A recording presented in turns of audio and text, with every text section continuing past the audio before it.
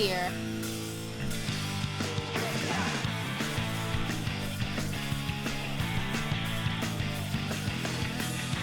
We're gonna do. Oh,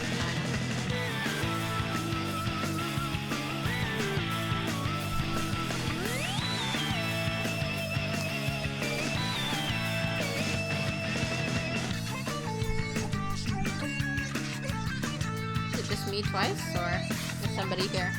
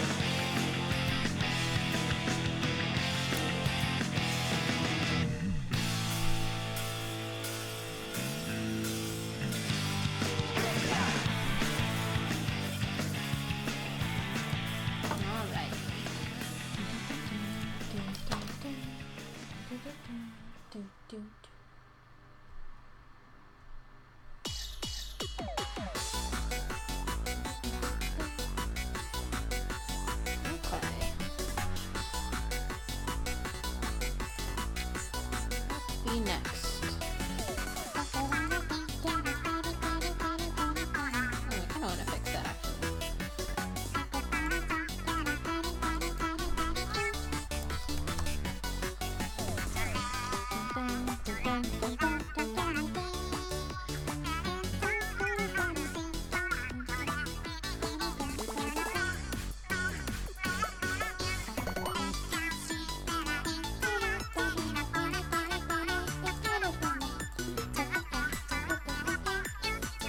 Hey Chisel Chad!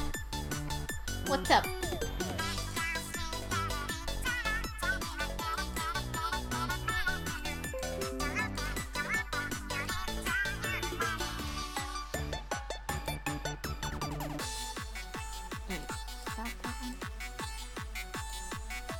No.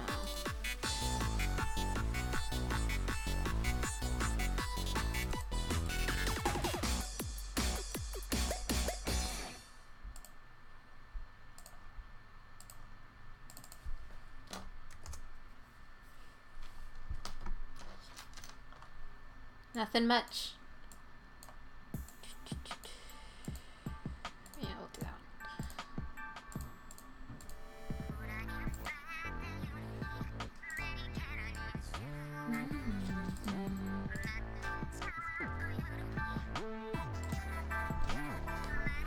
Oh, thank you.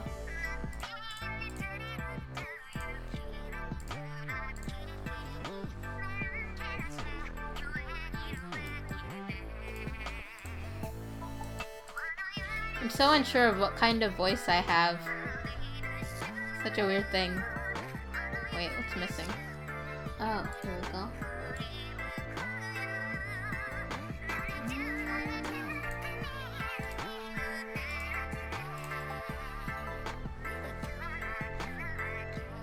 Oh no, I forgot to add SpongeBob music in here.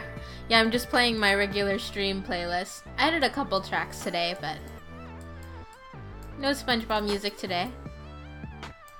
Maybe later I'll switch to SpongeBob music if I'm feeling up to it. Oh, and welcome, Phantom Ferric. I answered your question before saying hello. I'm rude like that.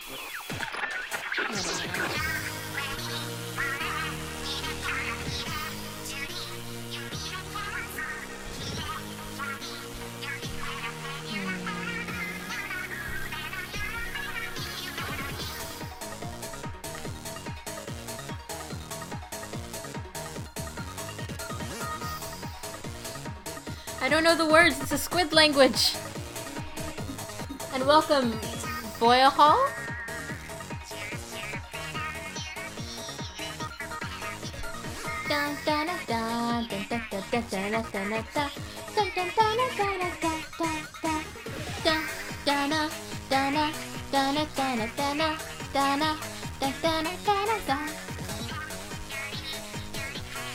Maybe if a good song comes up, I'll belt it out or something.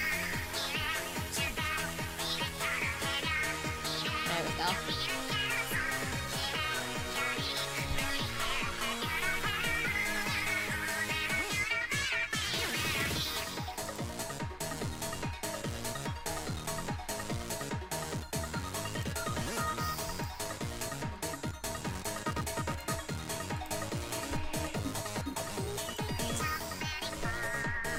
Oh yeah, I love Splatoon. I think I got the first game, like, on the second day it was out or so, and yeah, it's a lot of fun for sure.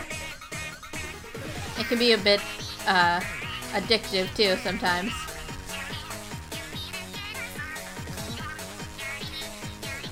I'm not usually into shooters either. In fact, even in Splatoon, I don't use, like, a gun, I use a splat roller, but it's a lot of fun and has a lot of cool atmosphere, I guess. That 90s atmosphere. And the music's great.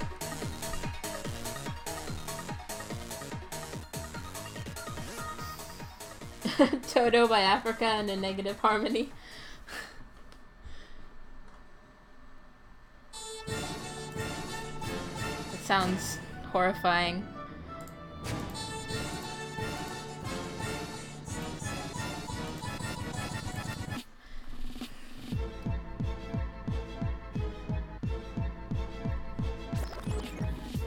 Yeah, when I got my Switch a few weeks ago, I got Breath of the Wild so that my friend could play it, and at some point, when I get bored of Mario and Splatoon, I'll probably play it. I've never played a Zelda game, so I'm excited.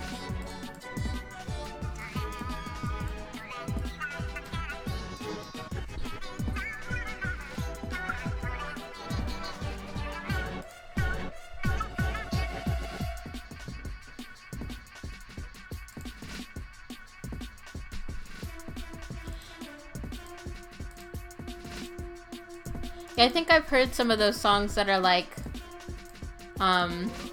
changed to G major or minor or whatever, which one?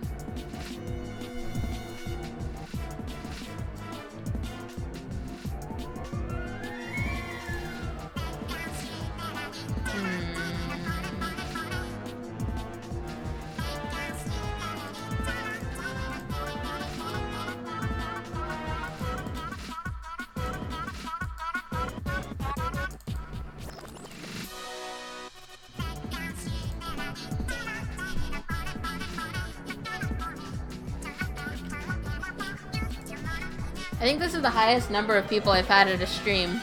I'm not sure though.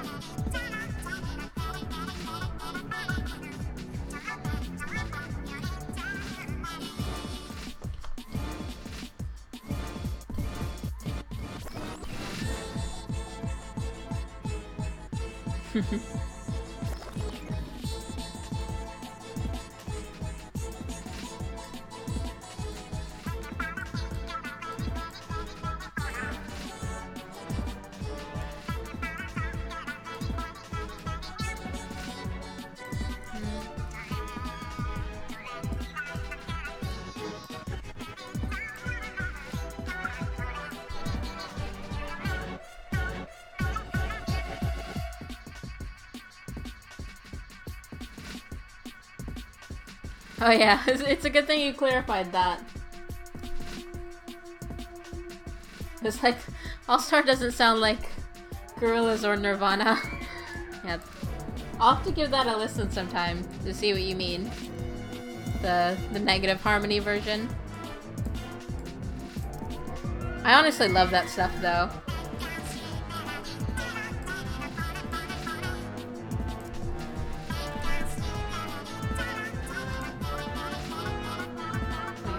Where was the last one? Here?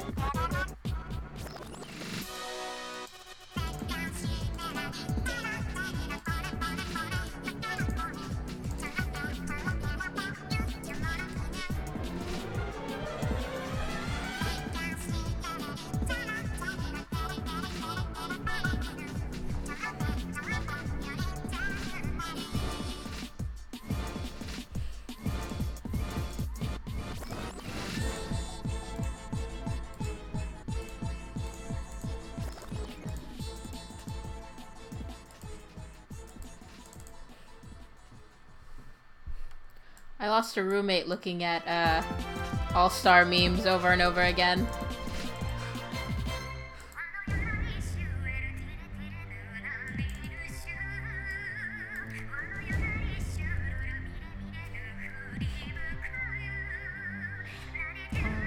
How is this turning out? This is looking weird. Definitely weird.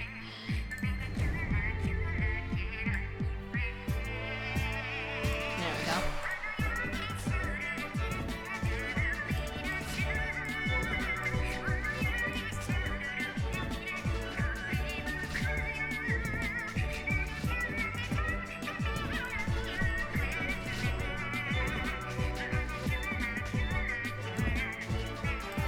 Yeah, I love that stuff, like when somebody does something like All-Star, but the words are ordered in Scrabble rank or something. Scrabble, whatever their Scrabble score would be. I think there's one like that somewhere. I love those.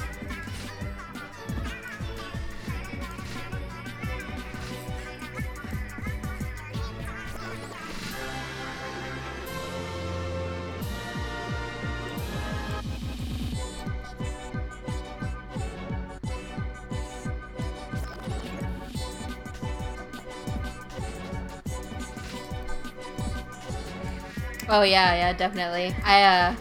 Actually, We Are Number One is one of the songs I added to the playlist tonight. And also, the You Are a Pirate one. I love that one. Rest in peace, Stefan.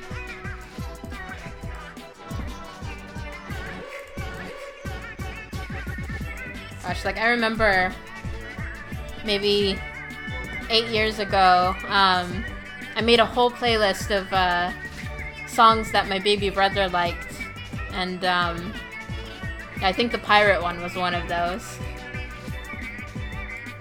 as well as some other Lazy Town songs. But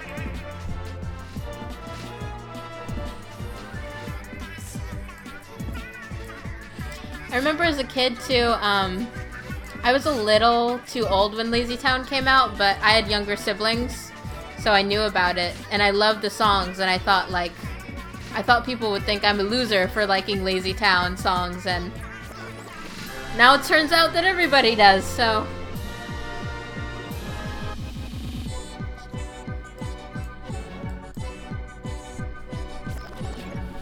Yeah, it's unfortunate about Stefan, but I think I read that he had like chosen to stop getting treatment in April or so, so I think he was at peace, but still.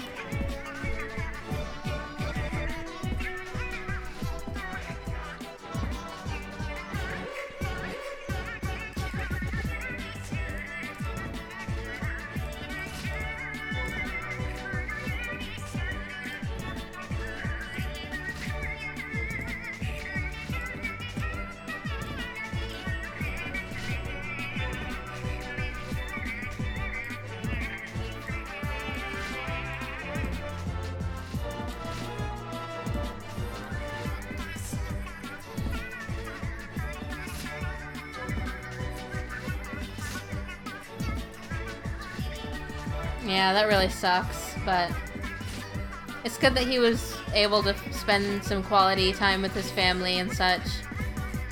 My heart goes out to them.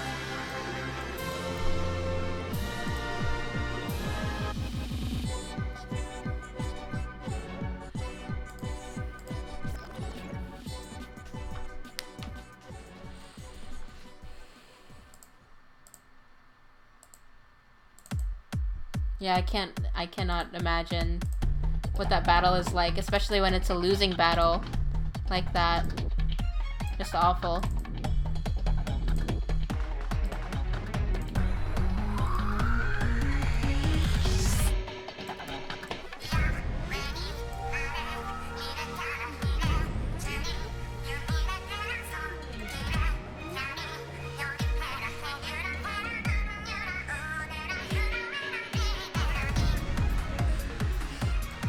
Yeah, a lot of memes in the past few years have been heavily based on nostalgia. I've noticed that. That's pretty cool. Like, Lots and lots and lots of SpongeBob memes, especially.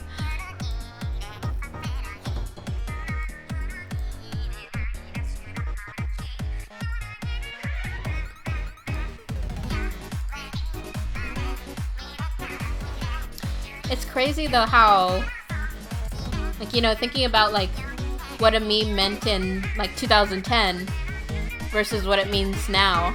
Like, now meme is pretty much a household word, which I guess is the point of the word meme, but it's insane. Let's see.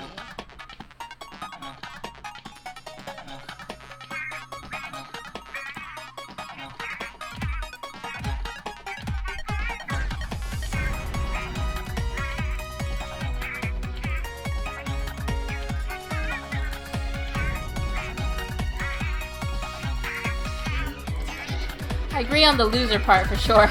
We're all losers.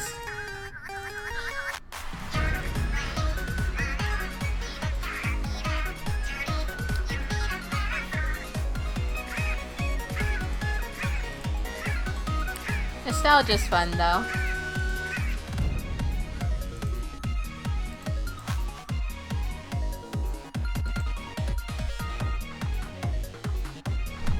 Okay, hold on.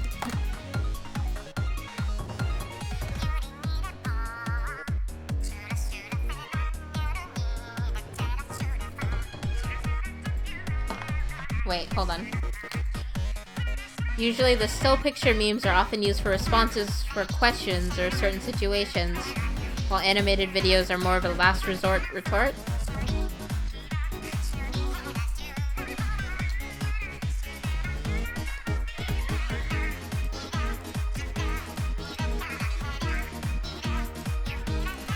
I guess I kind of see what you mean.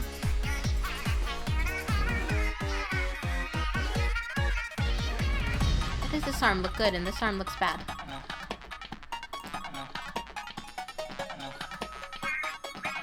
We're uneven for one thing.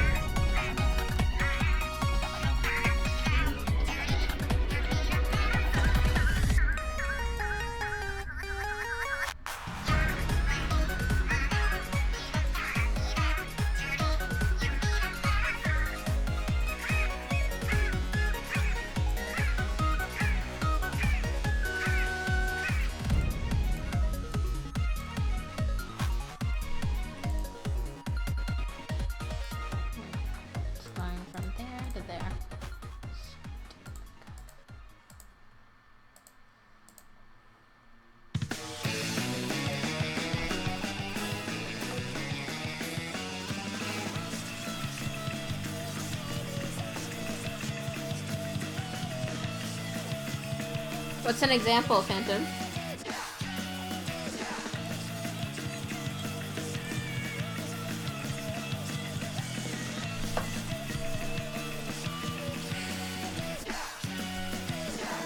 Oh gosh, guys, I went to,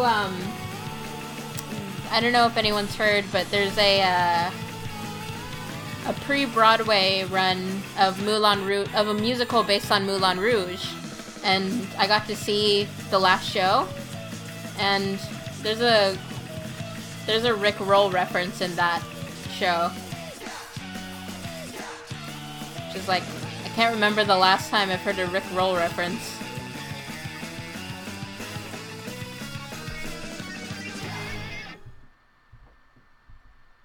Dancing Alien? Trying to think of which one that is.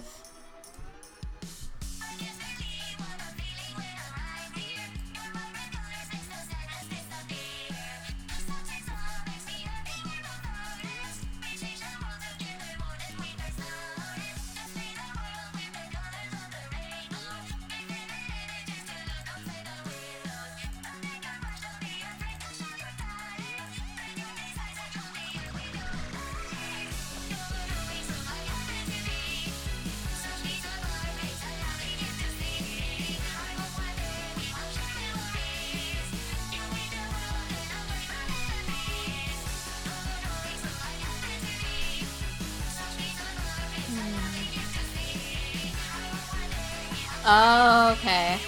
I know what one you're talking about. Or the Tu Cosito one I'm familiar with.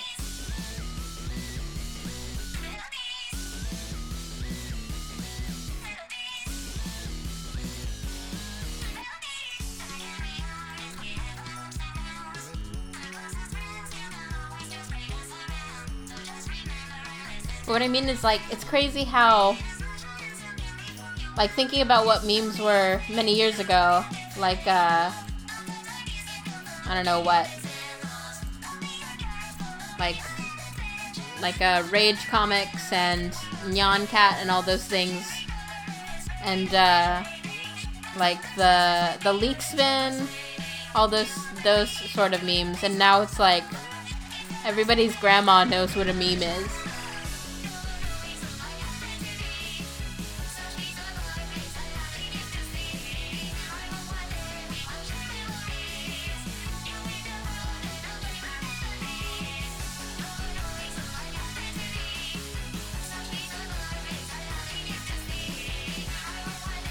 What's Skedaddle Skedoodle?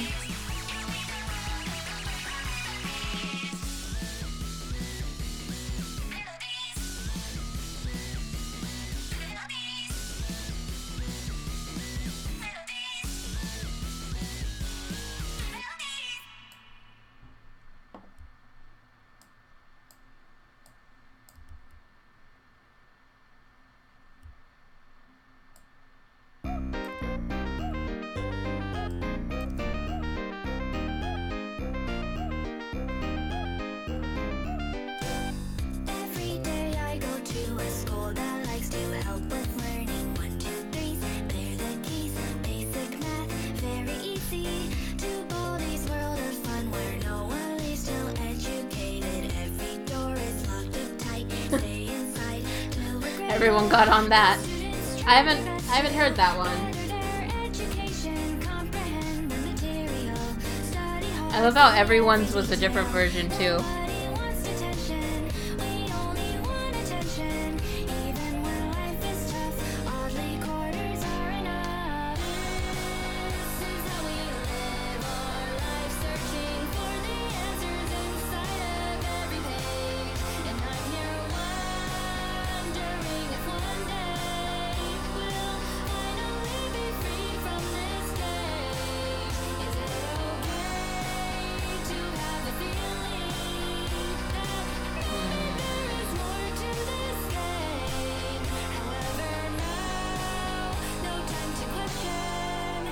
Just behave.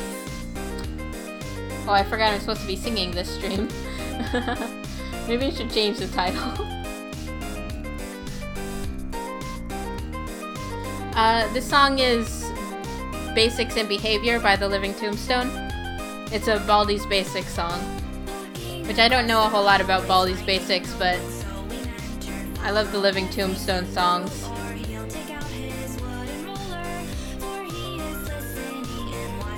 Everyone's progression, all mistakes have consequences. So answer right with every question. Try to add up excuses. Nothing will make a difference. Small details, every door that we open. Following from behind, we can hear him. Yeah, this is looking. Place for playtime. Forgot the eyes. Every side, better to leave him be. Follow his philosophy.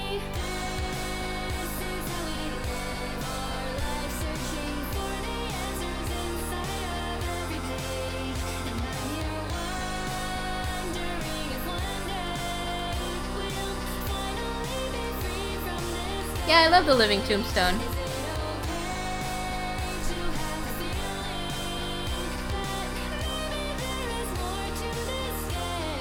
I think this part of the playlist is just a bunch of Tombstone songs, actually. He's really good at making great songs about things I don't care about. Like, I like his Overwatch song a lot too, but I've never cared about Overwatch.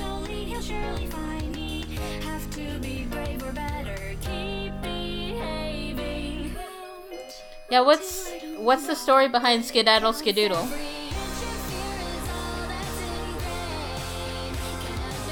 Where does it come from?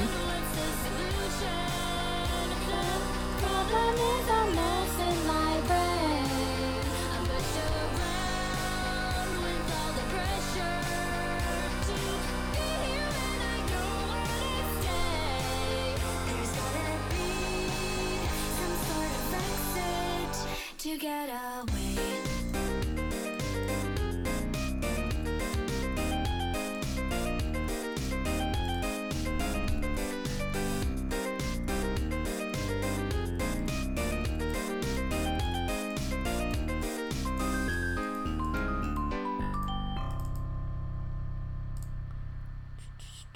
Duplicate.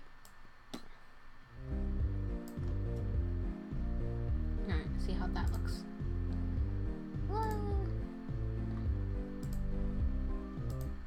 Oh my gosh, come on. Go away.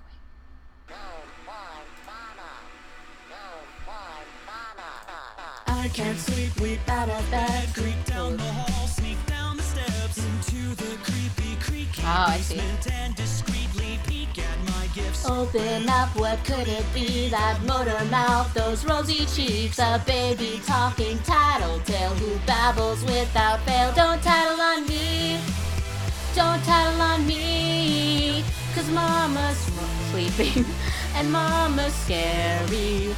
Don't make, oh whoops, I don't know the words. or I might scream, 'cause if she finds you, who knows what she'll do.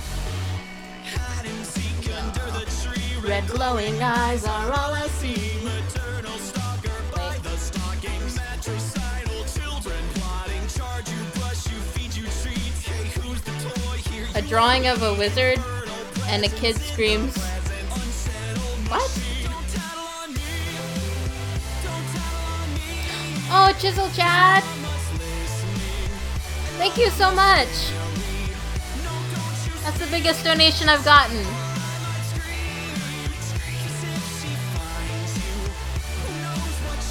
Hooray! Okay. I haven't worked it out, but I was thinking about having drawing things for people if they donate. So if there is an art request you want, I'll draw it on the next stream. But let me think about it and let me know if you want me to draw something for you. And I'll have it ready for the next stream. Oh no, I didn't see what you sent with it. I haven't figured out how to make like the donations pop up or anything. I only saw because Phantom mentioned it. Okay. Let me see if I can click off real quickly. And I'll take a look. Log into Streamlabs. Thank you so much, Chisel Chad. Draw the guy. Okay, let me see.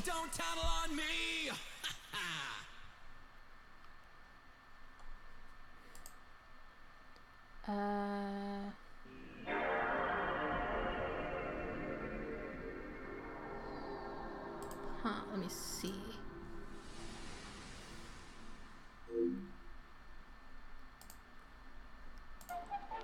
Okay, I see the message.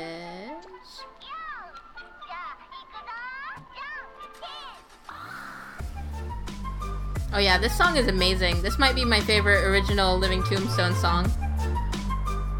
Although I know this part of the music is from that anime. I can't remember what it's called. Nichijou. Okay. I see the donation. I don't know how to see what gift was sent with it though. They tell me keep it simple. I tell them take it slow. I feed it water and ideas so I let it grow. I tell them take it easy. They laugh and tell me no. It's cool but I don't see them. I guess it's fine if I show this. I don't see anything that I can't show. Does anybody know how Streamlabs work? Hold on, let me turn it down.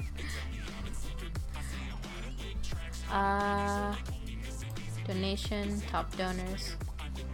Oh yeah, Chisel Chad, you're the top donor now. You beat out Curbsy, who was the last top donor. I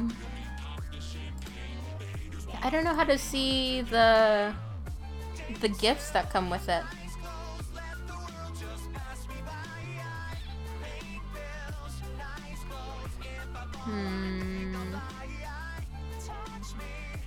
Okay, donation count, donation amount. How do I check?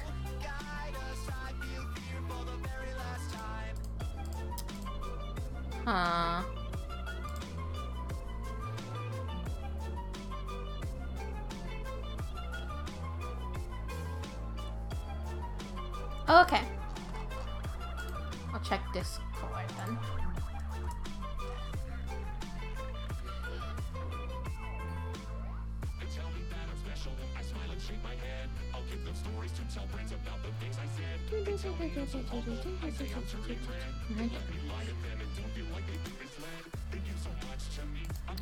Wow, thank you so much, Chisel Chad.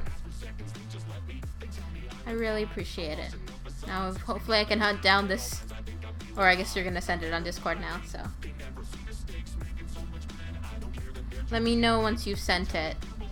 I don't know if it'll notify me or something. I'm still trying to learn Discord. Oh, wait.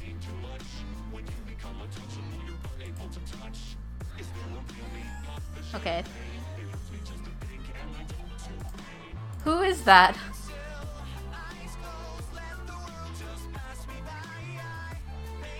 You want me to draw this guy that you sent on the CJ and Go Discord?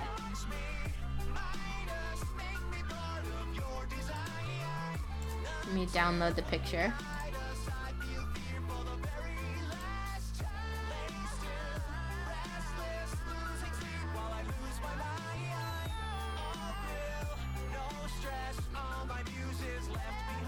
Is that like...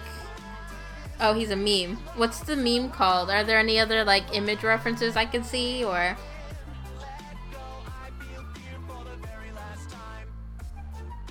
I don't think Curbsy is here. Yeah, what's the meme called if there's... And then is there anything you wanted him doing? Or did you want me to draw that there, or...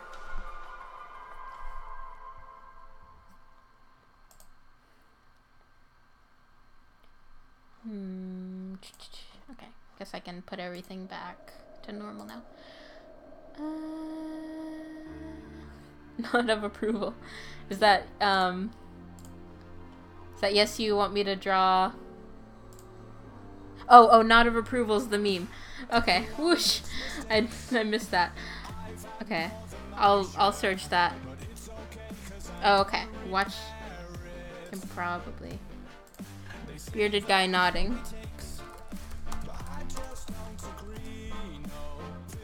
Let's see.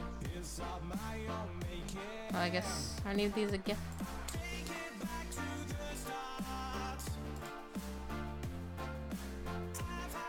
Is this right?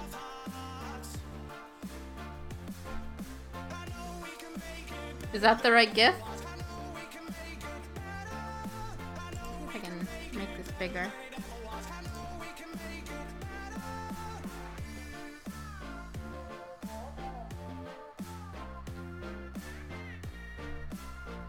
Okay, good. What's he holding? It looks like a giant lock. What is it?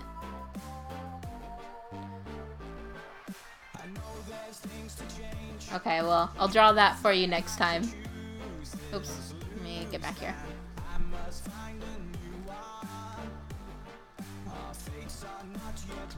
Thank you so much, Chisel Chad.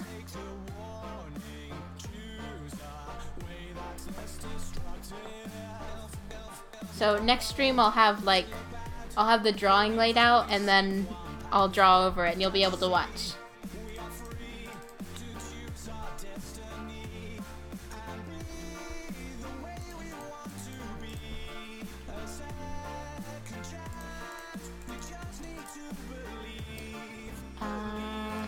Alright. Not to business. Oh, this song's great too. Or this remix, rather.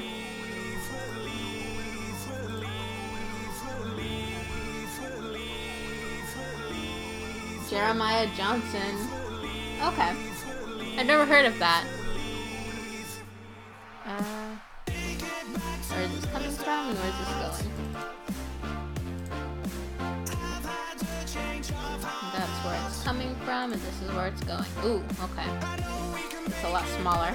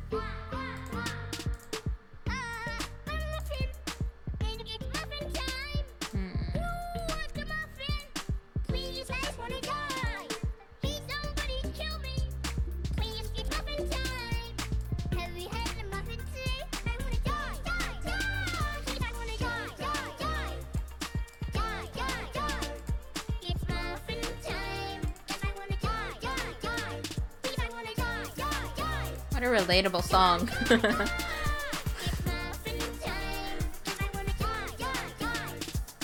Die, potato, die. I baked you a pie. Oh boy, what flavor? Pie, pie, pie. Dad, I'm hungry. Hi, hungry, I'm Dad. Why did you name me this way? Why? I'm gonna do an internet. Well, I'm gonna do a book. You're leaving me, I met a real man. Everybody look over here. Ha ha ha ha ha. Now you're blind. You're gonna die. We're all gonna die. Ooh, a butterfly. We're all gonna die. Pop, pop, pop. Yeah, I love this song. It might be my favorite of all the Astuff movie songs. But it is done by Shmayoho, and they're great.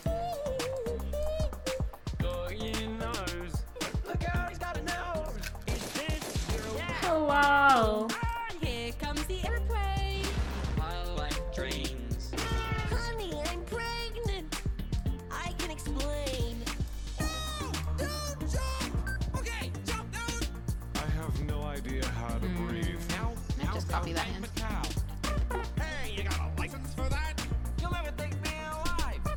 Haha, they said I could never teach a llama to drive. No llama, no. Pop, pop, pop.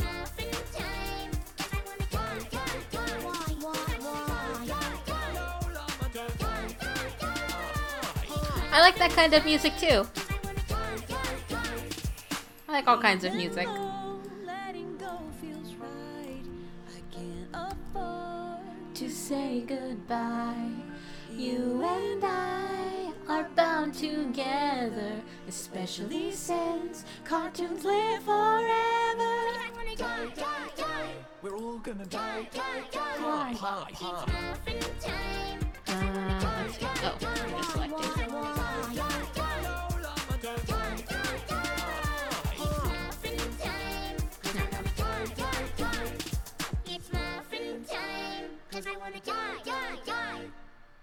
Uh-oh. Thanks to Shmoyoho for songifying Astuff Movie. You should check him out. Also, you can buy what? this song on iTunes. Side note, Oh, I'm I going to be see. at MCM Comic Con in London this month, so come on by and say hi to this guy. The guy is me, to be clear, so manage your expectations.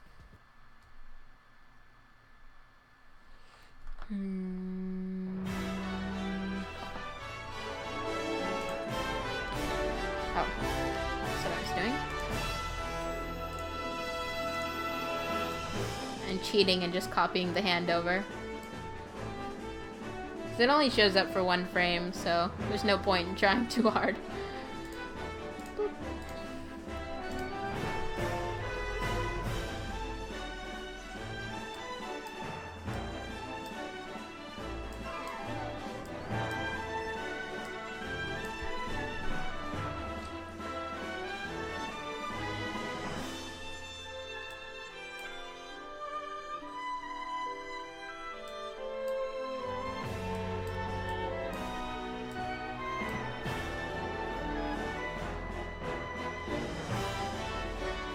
Or they'll come back as crappy, like, comedy reboots.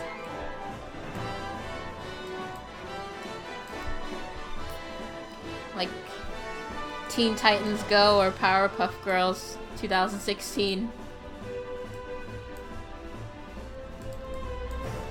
Then you just want them to die.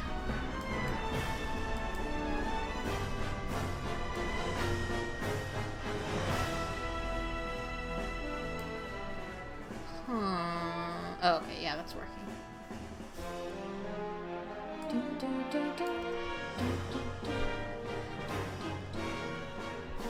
This is the new Smash theme. If you're talking about the music. Everyone is here.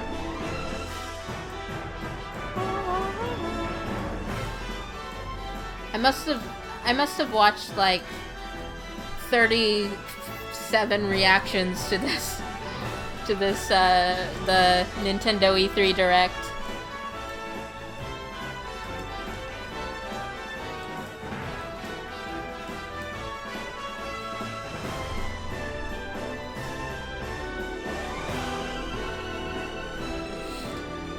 Yeah, like poor SpongeBob. I love this music. This might be like my second favorite Smash theme, behind Brawl.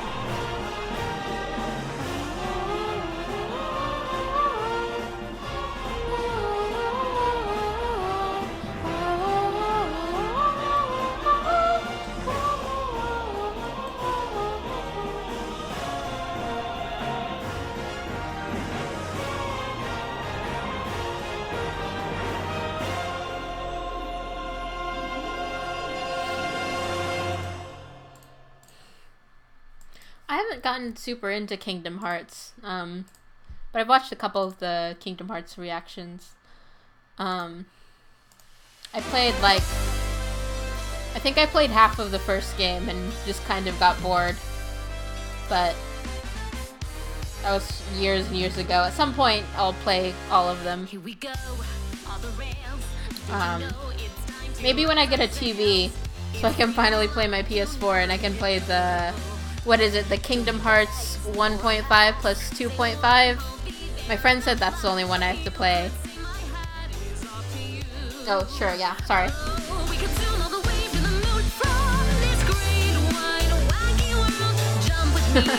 Shut up and turn up the music, Kendall! It's time to jump up in the air. Don't be scared. And your cares will soar away. And if those dark clouds start to swirl, don't fear, don't shed a tear, 'cause I'll be your one-up girl. So let's all jump up super high. This one's a little high for me. There's no world like dancing. You know that you're my superstar. Okay, fine. I'm flipping the switch. Get ready for this. Oh, let's do the Odyssey.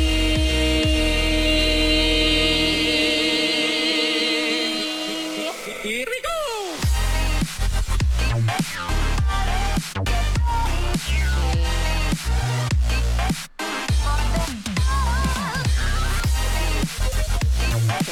Be cut off.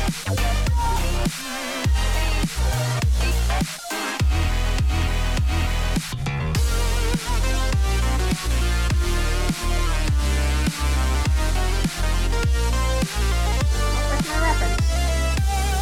There she is. My palette, rather.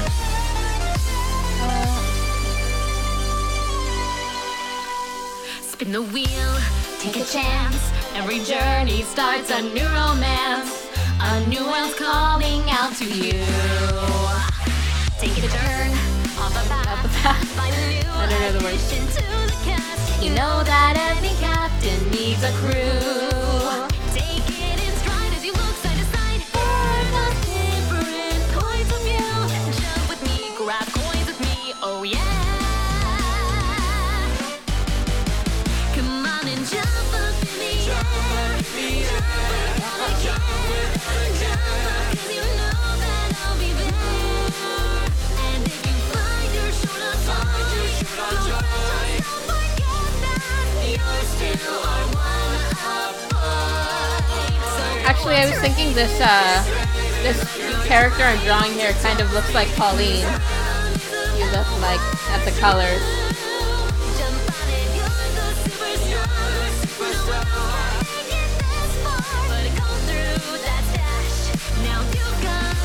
Oh, you went to the symphony orchestra? That's pretty cool. I used to be in orchestra. I love orchestra. Here we go! I used to be a violinist back in the good old day.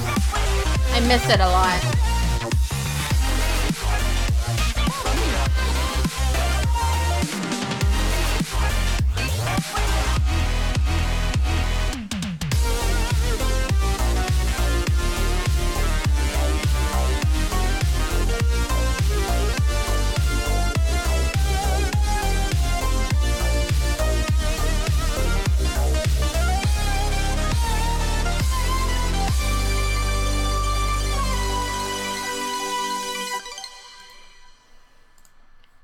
if what's next is gonna be loud. We'll turn it down a bit.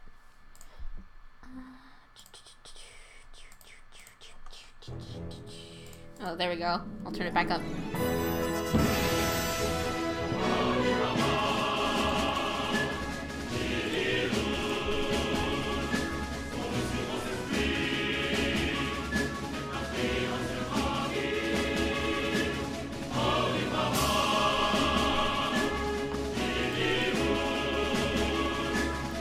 Oh, you play piano? That's pretty cool. I tried piano once. I just didn't have the patience to learn it at the time.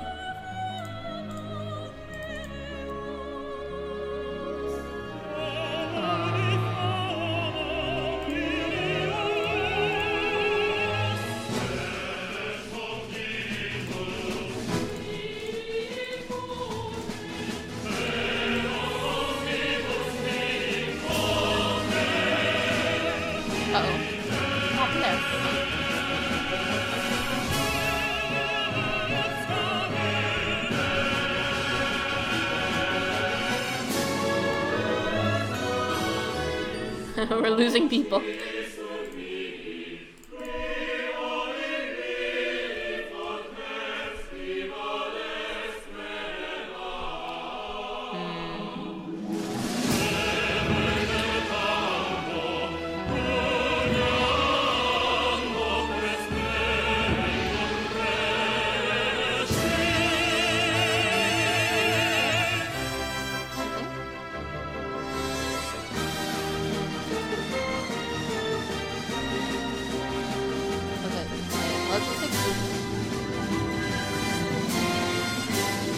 No, 150, what the heck?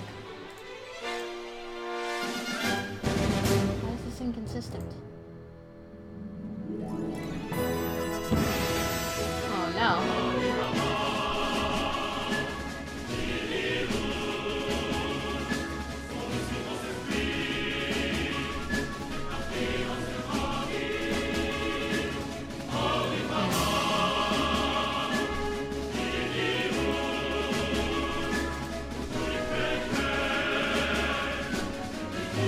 You mean Lucas and Luigi Phantom?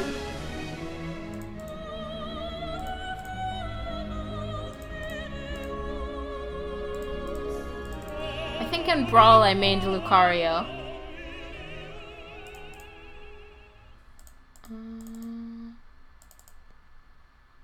What am I doing here? Texture?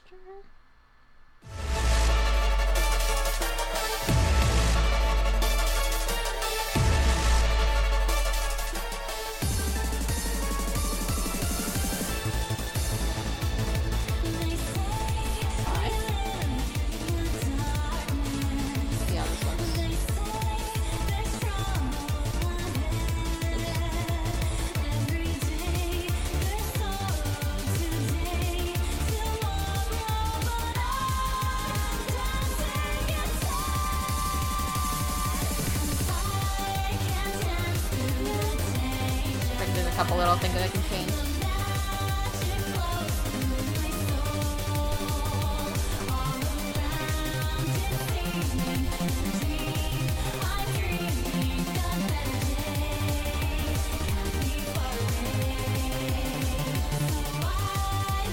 Oh yeah? Did you not play the Wii U and 3DS version? I'm so annoyed that that one doesn't have a name. Smash 4, I guess you could call it, but I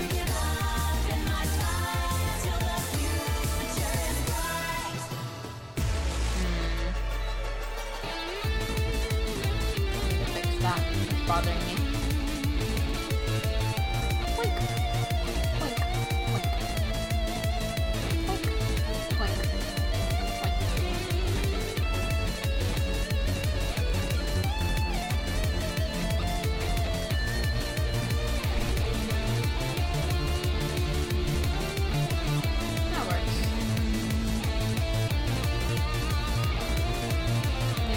Need to be a bit bigger. What?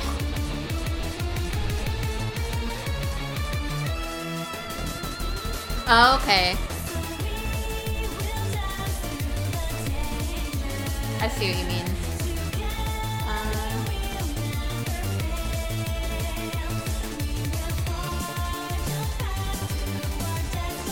I'm too much of a chicken to ever try to play, like, competitively like that. Plus, I'm not good compared to people who do competitive and professionally.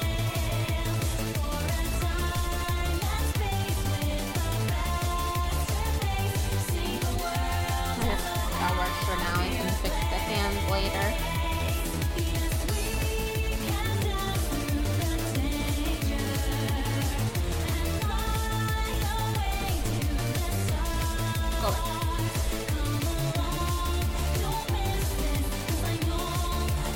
I bet, like, this is, not Smash, but, once I just went to a, like, a tiny little Mario Kart 8 tournament that was at the movie theater down the street, and, like, that was intense for me.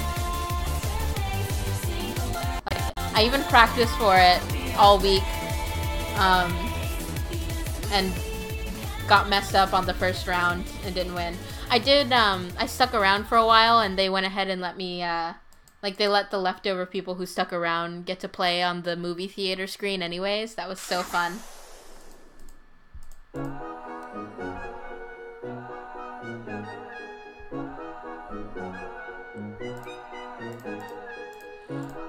Oh wow, that's crazy stuff. Really cool. Okay, I think this one needs...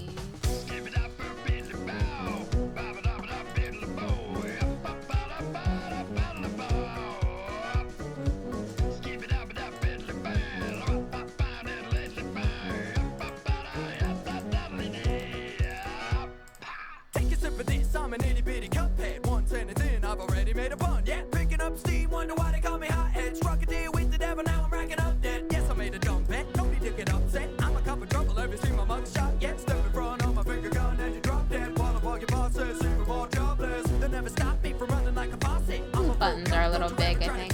You can never touch it, but you can kick the bucket. I'm meant to be trusted, but not to be trusted. Heads up in the neck, bug man. You don't really want to get your head busted. I'm a dirty What's wrong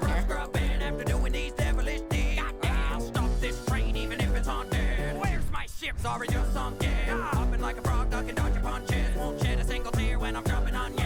Make all your breath up in a puffin' just to get dunked on by a cup of nothing. Unless all you wanna end up dead. You do not mess with the cup head, enough said. Do not mess with the cup head, enough said. I actually didn't even own a Smash game until Brawl. I had played Melee at a friend's house, and then, like, a couple times. And then I got to play it one other time at a haircut place.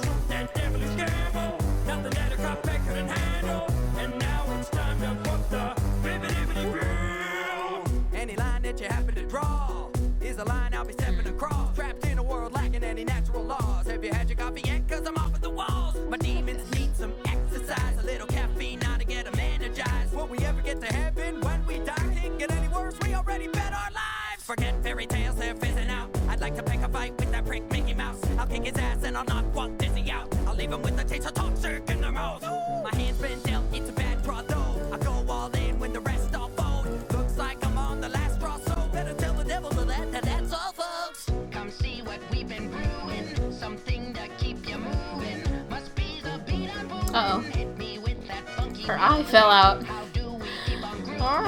One could say we've been juicing, beeping, booping, loony tuning. Time for you to face some music. You'll never catch me crying no No. milk I spill. My head ain't empty, but Unfortunate. Okay. I took that devilish gamble. Bye. Nothing that I got bigger than handle. And now it's time to put the Bill. I feel like the holy grail. Just hope I don't go to hell. If so, that won't go so well. I've been bad, but no one tell. I'm much more than just a cup. Raise a toast and pick me up. Pour one more and drink it up, but don't choke. Cause I'm not the kind of cup you should be drinking from. I'll get the jump on you when I run a gun. Working for Lucifer is a ton of fun. Done and done. I'm a jazzy chap who'll leave you razzle dazzled after a wolf and wall up your ass in battle. When I'm sunk up shit's creek without a paddle. And just imagine the glasses I fall. You'll never catch me crying over milk I spill. My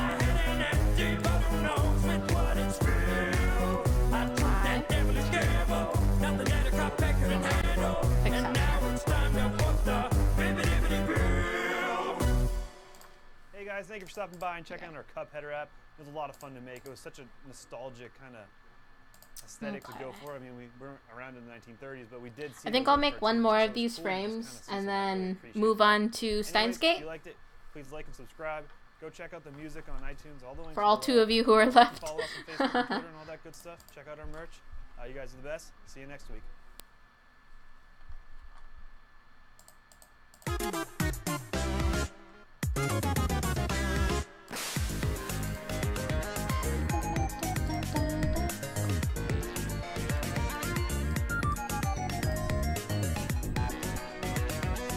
Cool. Sorry if there's gonna be noise for a second. It's really hot in here. I need the fan on.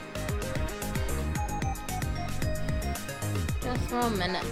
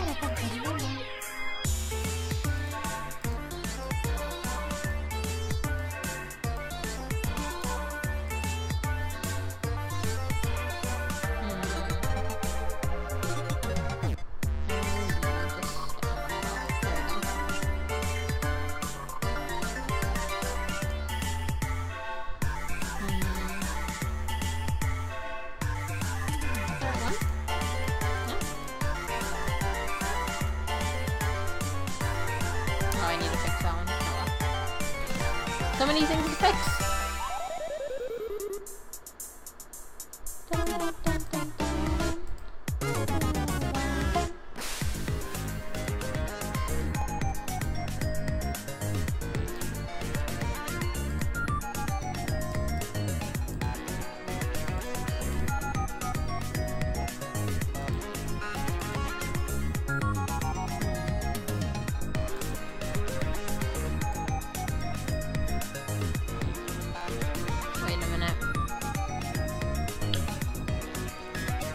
Arms are gonna be the death of me.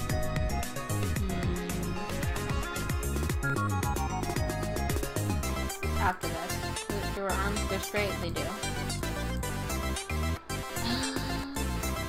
I don't need to stay in the same place though.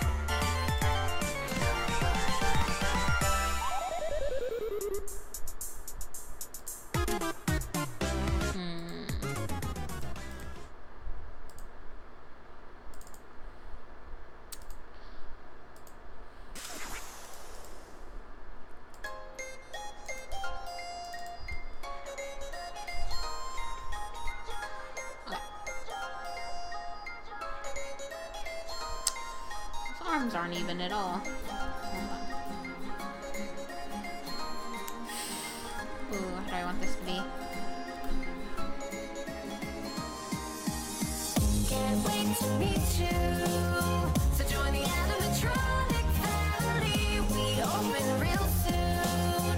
Try your best to hold on to sanity. Come get to know me.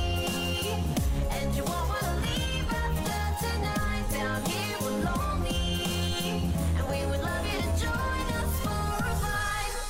You've been through 20 long, frightful nights. You've seen their faces, felt all their plights. You know our show is so far from over. And Freddie told us you're an organ donor. All eyes are on you. We can walk you through all that fantasy. Learn what we've gone through. We can teach you to love the tragedy. You thought the nightmares and the darkest ready. We're all still right here. So let's get friendly. We're feeling festive. Join the party, we'll try hard not to bite. Anger is restless. Don't hold it against us, we're alright. The fun is starting. A celebration that lasts eternally. I'm always watching. Because somebody purple murdered me. We'll be found down deep underground. What have I done to deserve this damnation? Who knows if you're the one to blame? 'Cause we don't even know your name. But you're here now and we've got temptations.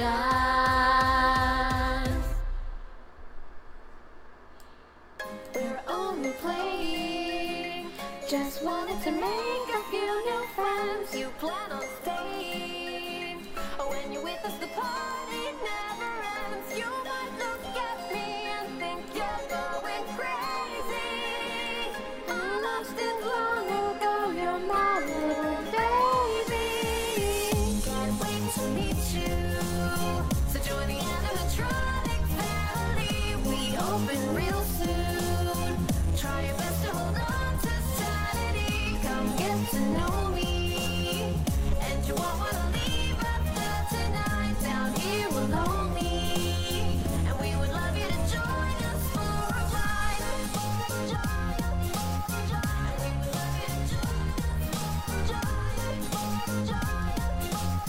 And we would love you to join us for a ride. And we would love you to join us for a ride. And we would love you to join us for a ride.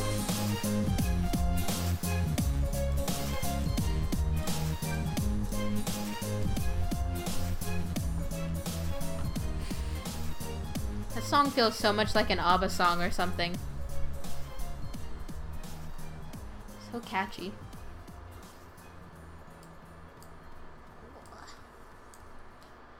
This arm is terrible. What do I do about it? Oh, this is great.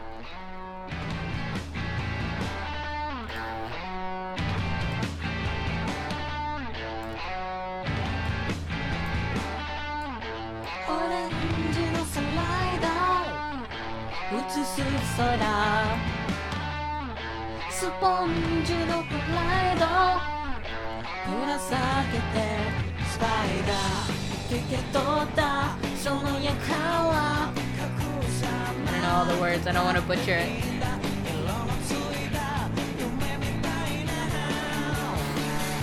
Yeah, don't you think so? 心の声で Sometimes you want it. Yeah, it's right on Shooting Star by The Pillows, and yeah, it's the first or the only, I guess, Fooly Cooly ending. I know there's a new Fooly Cooly, but I haven't seen it yet.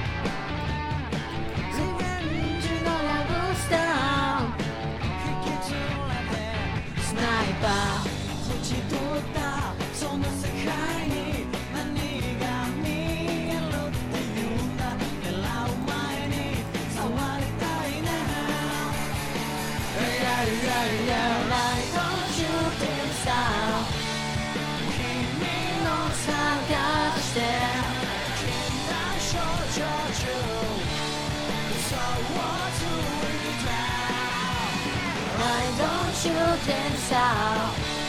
心の声で Sometimes you wanna want it.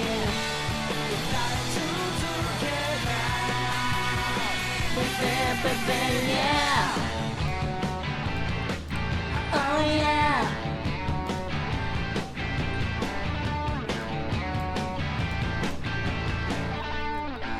I'm having trouble with this frame, so I think I'm just gonna shut this down for now and move to Steins Gate.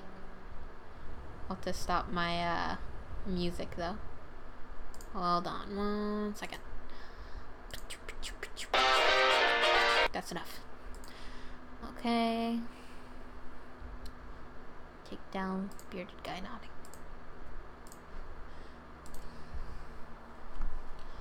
Alrighty. Save, yes. Alright. Live screen, there we go. Where is Steins Gate? There it is.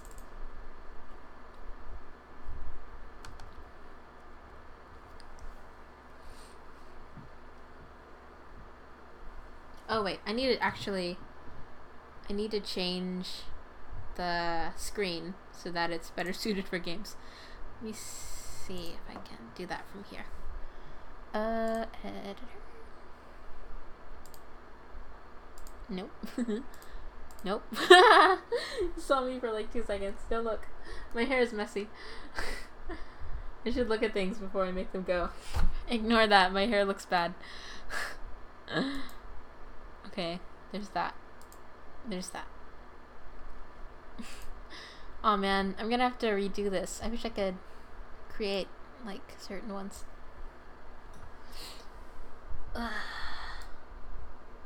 Okay, I'll just have to fix it back again later. Looks good. Oh no, the desktop audio is gone. Or no, there's just no desktop audio. Okay. Professional stream, guys. Let's just start it back up. I didn't exit out right. Okay, good. Professional stream. There we go.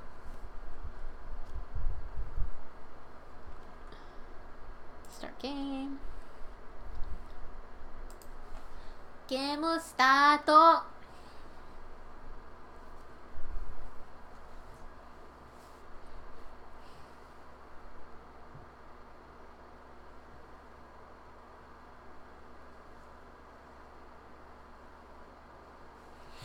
Okay, there's no sound yet, but okay, there we go. Can you guys hear the sound? I guess it doesn't matter too much since I'll just mostly be narrating.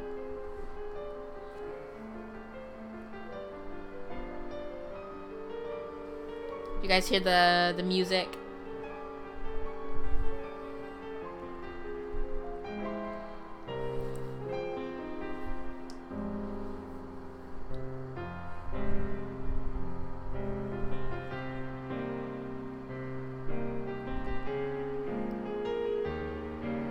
Cool. Okay. Oh wait, no load, not start. Wow, good. I just started the whole game over. What's okay? There we go. Oh no! Ah! Professional stream! Chisel Chat is like, I'm never gonna donate to this mess again.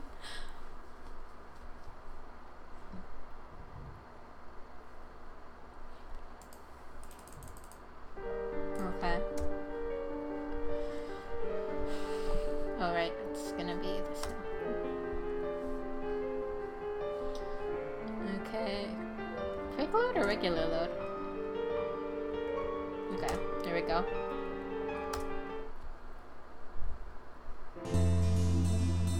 Okay. Right back into it. Oh, I got mail. How do I do that again? Tab? Nope. Shift? Nope. I have to relearn this all over. I took too long. Whoops. I think I was skipping text. Professional stream, guys! Okay.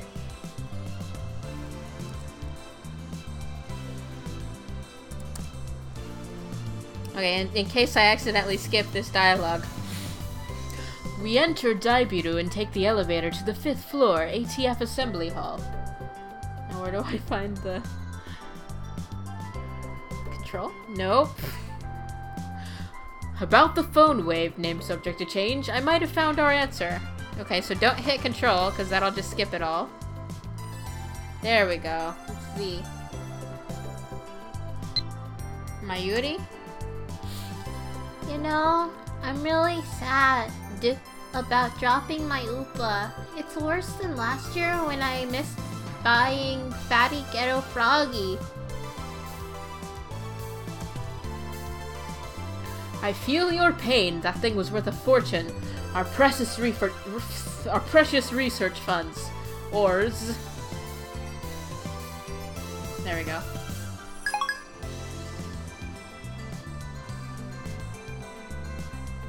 And then what's this? Right, it's that. Now how do I get out of here?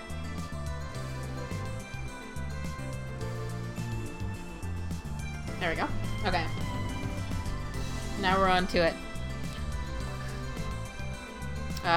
Okay, Itaru is the big guy, right? You know, that name subject to change thing is really annoying. I won't give in that easily. Even if no other lab members use name subject to change, I will carry on until the day we decide its true name. Now's not the time! So, what's your latest ridiculous theory? What do you mean, ridiculous? My genius brain considers every possibility, even those a lesser mind would say break the laws of nature. Don't you dare call that ridiculous. So basically, you're just pulling stuff out of your ass. You can't call that science. Daru, I have a hunch that the phone wave, named subject to change, may be the key to opening Stein's Gate. How's that? Stein's what? You lost me back at ridiculous, man. A chime signals our arrival on the 5th floor. I'd like to think he just says that out loud. Like there's other people in the elevator like, what? The elevator's doors open slowly. I'm gonna say that next time I'm on an elevator. As we step out of the elevator, there's nobody in this room! Oh, ah! I bump into someone. I quickly grab the person's shoulder to keep them from falling. I'm sorry. Oh, it's her. What? It's a girl. And I recognize her. Professor Oh. You! Impossible! Chills run down my spine. I stare at her face in disbelief. I saw this girl just 3 hours ago. Dead. It always shows that image really quick, so you can't see the fake pink blood. Makise Kurisu. Is there something wrong? Kurisu frowns and tries to back away. But I don't let go of her shoulder, even though she's wearing weird Attack on Titan cosplay. My grip tightens. Ow! You should be dead! Why are you here? That's a good thing to scream at a person. And you're even... There isn't a single blood stain on her clothes. They're the same ones she was wearing when I found her. Right?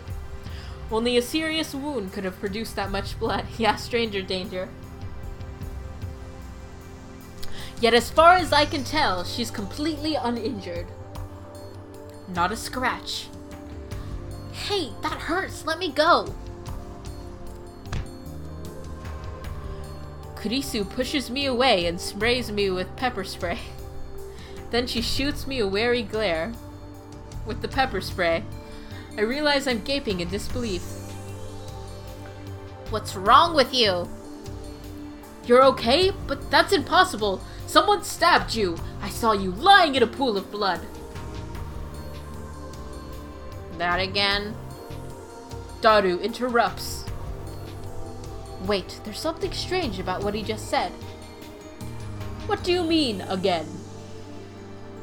I mean, you sent me that email like a week ago, right? I sent you an email? Don't be ridiculous. I saw her dead just 3 hours ago.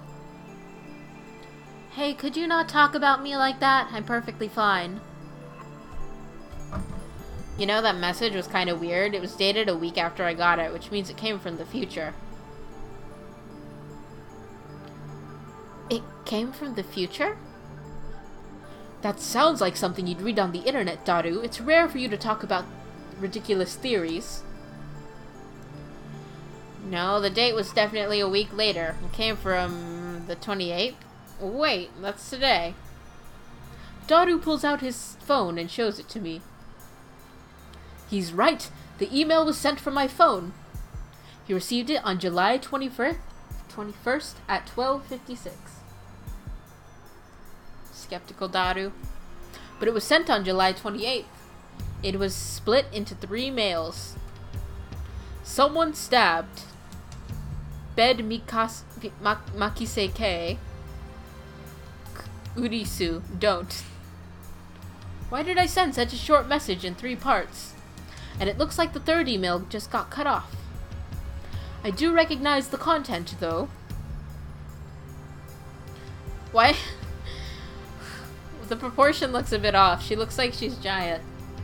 Or I guess that's... yeah, because she'd be shorter than him, right? This is the email I sent you 3 hours ago. But I sent 1 mail, not 3, and there should be more text. Did Daru really get this a week ago?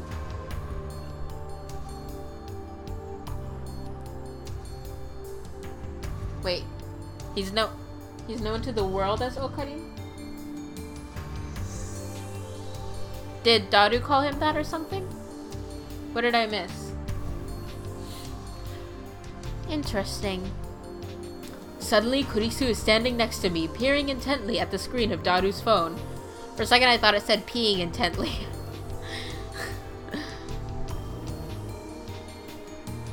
Oh right, the email's not important. Well, maybe it is, but not right now.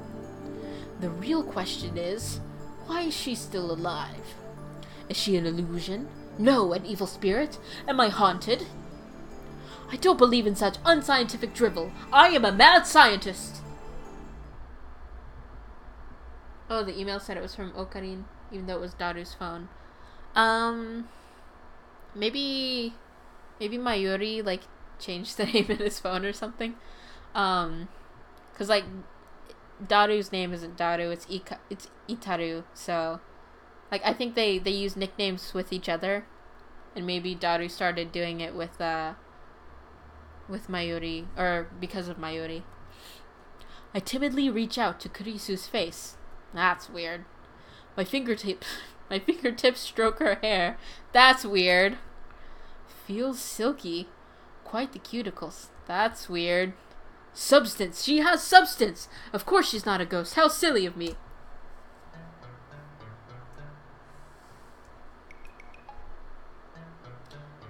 Okarin, I don't think that's a good idea. Yeah, it seems like he calls him Okarin too. I think it's just him and Mayuri who call him Okarin. I poke Kurisu's cheeks with my fingers. Which cheeks? Such softness. Dead bodies don't feel like this. Not that I've ever touched one. Yeah, I was gonna say. Hey! Wait a minute, we already touched when I bumped into her coming out of the elevator. I even grabbed her shoulders before being pushed away. Listen, Okarin, this is why the Me Too hashtag exists. And I still doubted that she had substance? That's just proof of how confused I am. If she's alive, then what did I see back at the Radicon? What was that scream I heard? Were they hallucinations, just like the mass disappearance? That's right, she was stabbed. Maybe she's just hiding her wounds. This requires further investigation. Oh. I grab the hem of her blouse and slowly lift it. Are you trying to get yourself arrested? I just want to know the truth. I stare straight back at Kurisu as she trembles with anger and lift her blouse a little higher. What truth, you perv? You stupid? Wanna die? She pushes my hand away. Louis Chan's famous line for the win. What? Oh, no. Louis Chan's favorite line for the win. Yeah, there's like notes in here, but I don't even remember how to open the menu, so. No. It wasn't that one.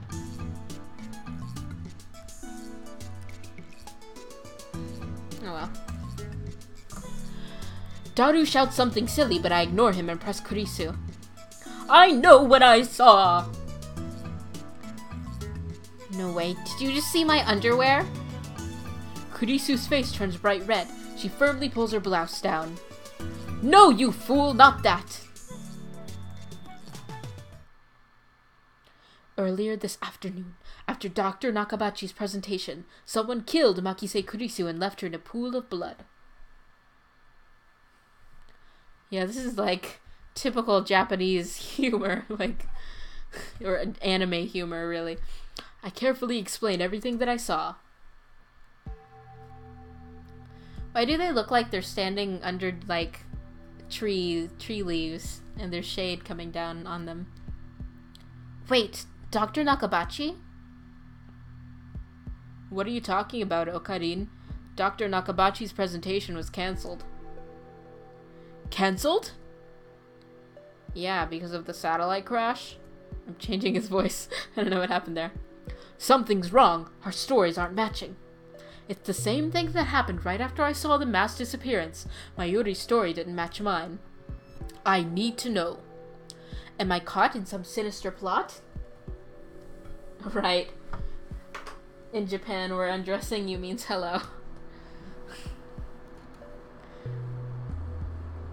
Is this another organization conspiracy?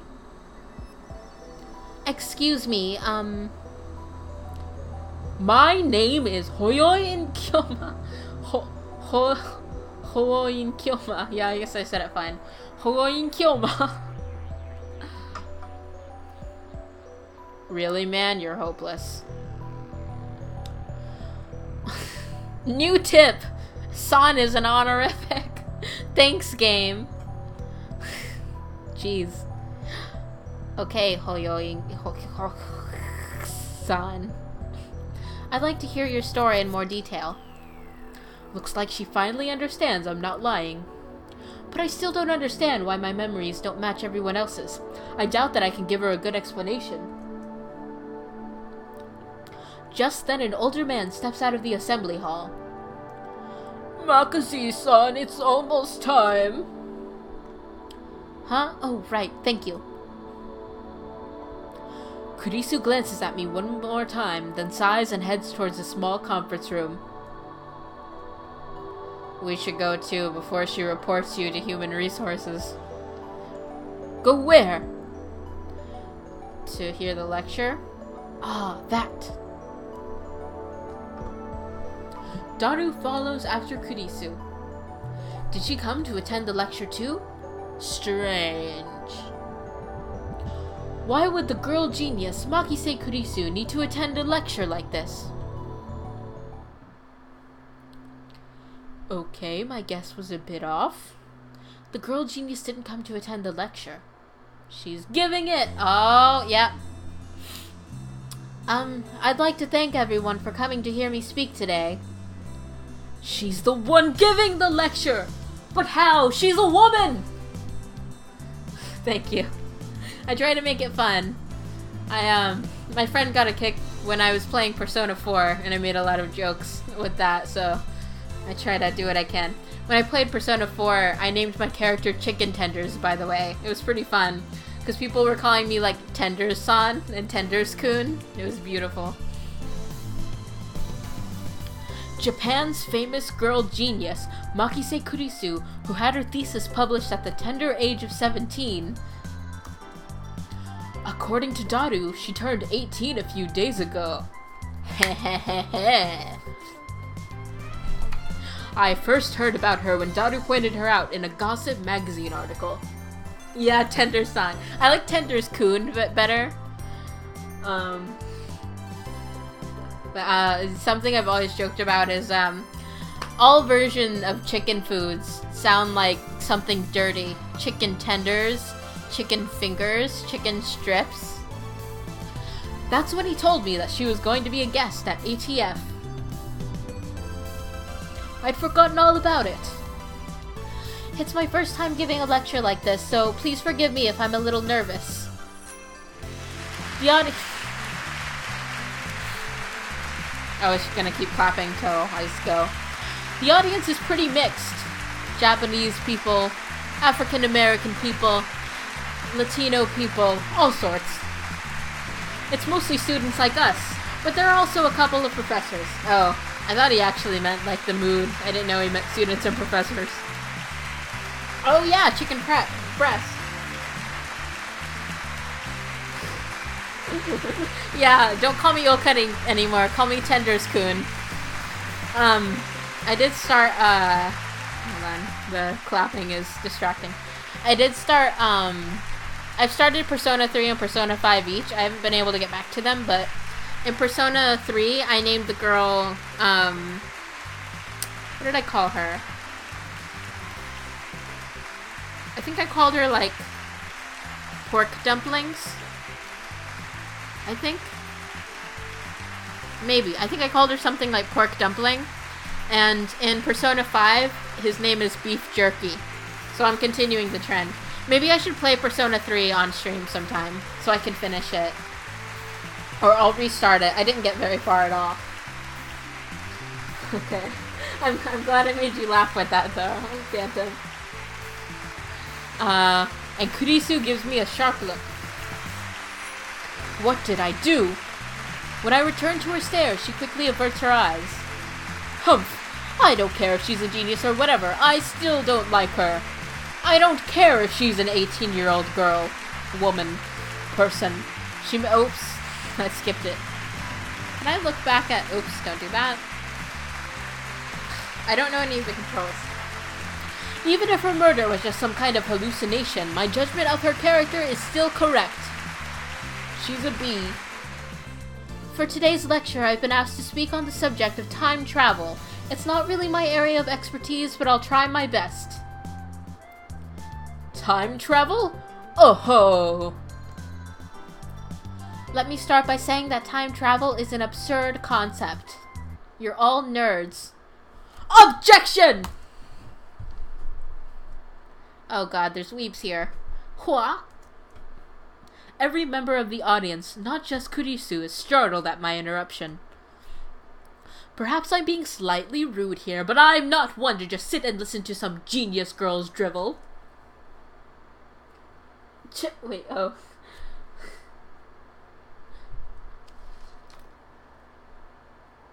Wait, Chisel Chad-san, did you Tenders-kun steal 100 yen from women? What?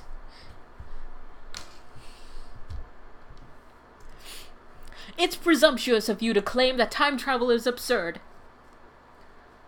Oh, wait. Oh, Karin, you magnificent fool.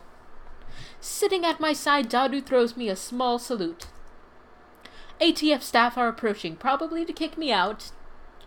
Perhaps I got too carried away. I'ma jump out the window now. Okay, it's fine, I guess. It'll be easier to talk in a discussion format. Thanks to her proposal, the event staff refrained from escorting me out. She's the lady with the microphone, so what she says goes. She sounds a little pissed, but let's not mind that. But before that, please listen to my thoughts on the subject. Scientists have proposed many theoretical models of time travel, but there are 11 in particular that bear mentioning. What are the major theories of time travel? I've heard about the cosmic string theory, at least. The 11 theories. Neutron star theory, black hole theory, light speed theory, Tachyon theory, wormhole theory, exotic matter theory. I like that one, wink. Oh wait, I missed some things. What are we saying here? Do it right, like Hank Hill? Who's Hank Hill? Wait. Oh. The thing you said? Like, I don't know if I could do a Hank Hill voice. No, I don't think I could do it. As much as I love King of the Hill. King of the Hill is actually based on, like, specifically the area I grew up in, which is pretty great. Okay, what were we saying? Cosmic string theory, quantum gravity theory, cesium laser theory.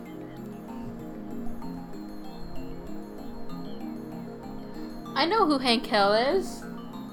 I said I can't do Hank Hill.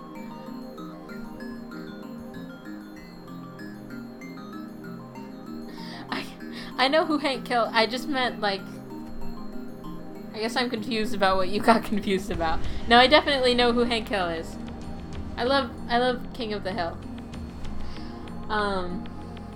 Where was I? Elementary particle ring and laser theory, Dirac and antiparticle theory.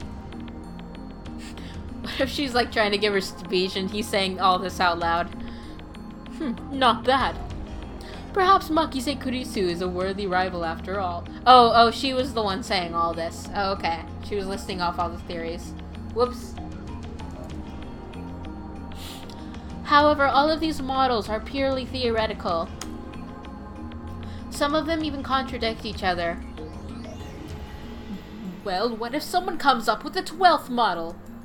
Microwave theory. Okay, fine. It could be contradicted by the 13th model, now couldn't it? Damn, she twisted my question and used it against me. Touché, girl genius. Genius girl, I mean. I can't read in order. Suddenly, I feel eyes on me. What eyes? Nobody's looking at you, clearly. Some puffed-up professors are giving me hard looks from across the room. And not just because there's an 18-year-old girl in the front of the room, if you know what I mean. Maybe I got too carried away with that 18-year-old girl comment. I don't want to risk losing my credits. I should back off for now. By the way, time travel to the future is available to us right now, according to Einstein's special theory of relativity. For example, let's say someone were to go to Haneda Airport and board a plane headed toward Okinawa. Upon arrival, that person would be about 100 millionth of a second farther into the future than I am. What does that mean? According to special theory of relativity, time moves slower for objects as they approach the speed of light.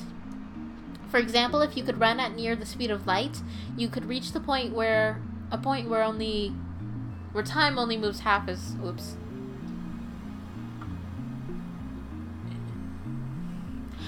If you were to keep what's with her face now? If you were to keep running at that speed for 24 hours, 48 hours would elapse in the rest of the world, meaning you would jump one day into the future. Understand, Hoyoyin Kyoma? Gah! She knows my name. Why are you singling me out? I'm doing my best to hold back, but it looks like Makise Kurisu wants to pick a fight. I wish he hadn't said that name in front of so many people. It's too great a risk to let others know my true name. But that's not really time travel, is it? Sir, are you having like an attack right now? Now a professor calmly makes an objection. True, Makise Kurisu's example isn't strictly time travel per se. But I never expected an older man, a professor like that, to refute an 18-year-old girl. Maybe he's just testing the girl genius. I keep saying girl genius. The genius girl's resilience. Yes, you're right. The genius girl readily concedes the point. If she were a normal 18-year-old, it would be impossible for her to be this calm in front of all these people. That's really presumptuous of you. A normal 18-year-old would panic when refuted by such a distinguished-looking professor. And yet Makise Kurisu's giving off an aura of gutsiness that says, I can take this guy on! Then what about going to the past? Going to the past is possible right now. Take a look at the sky at night.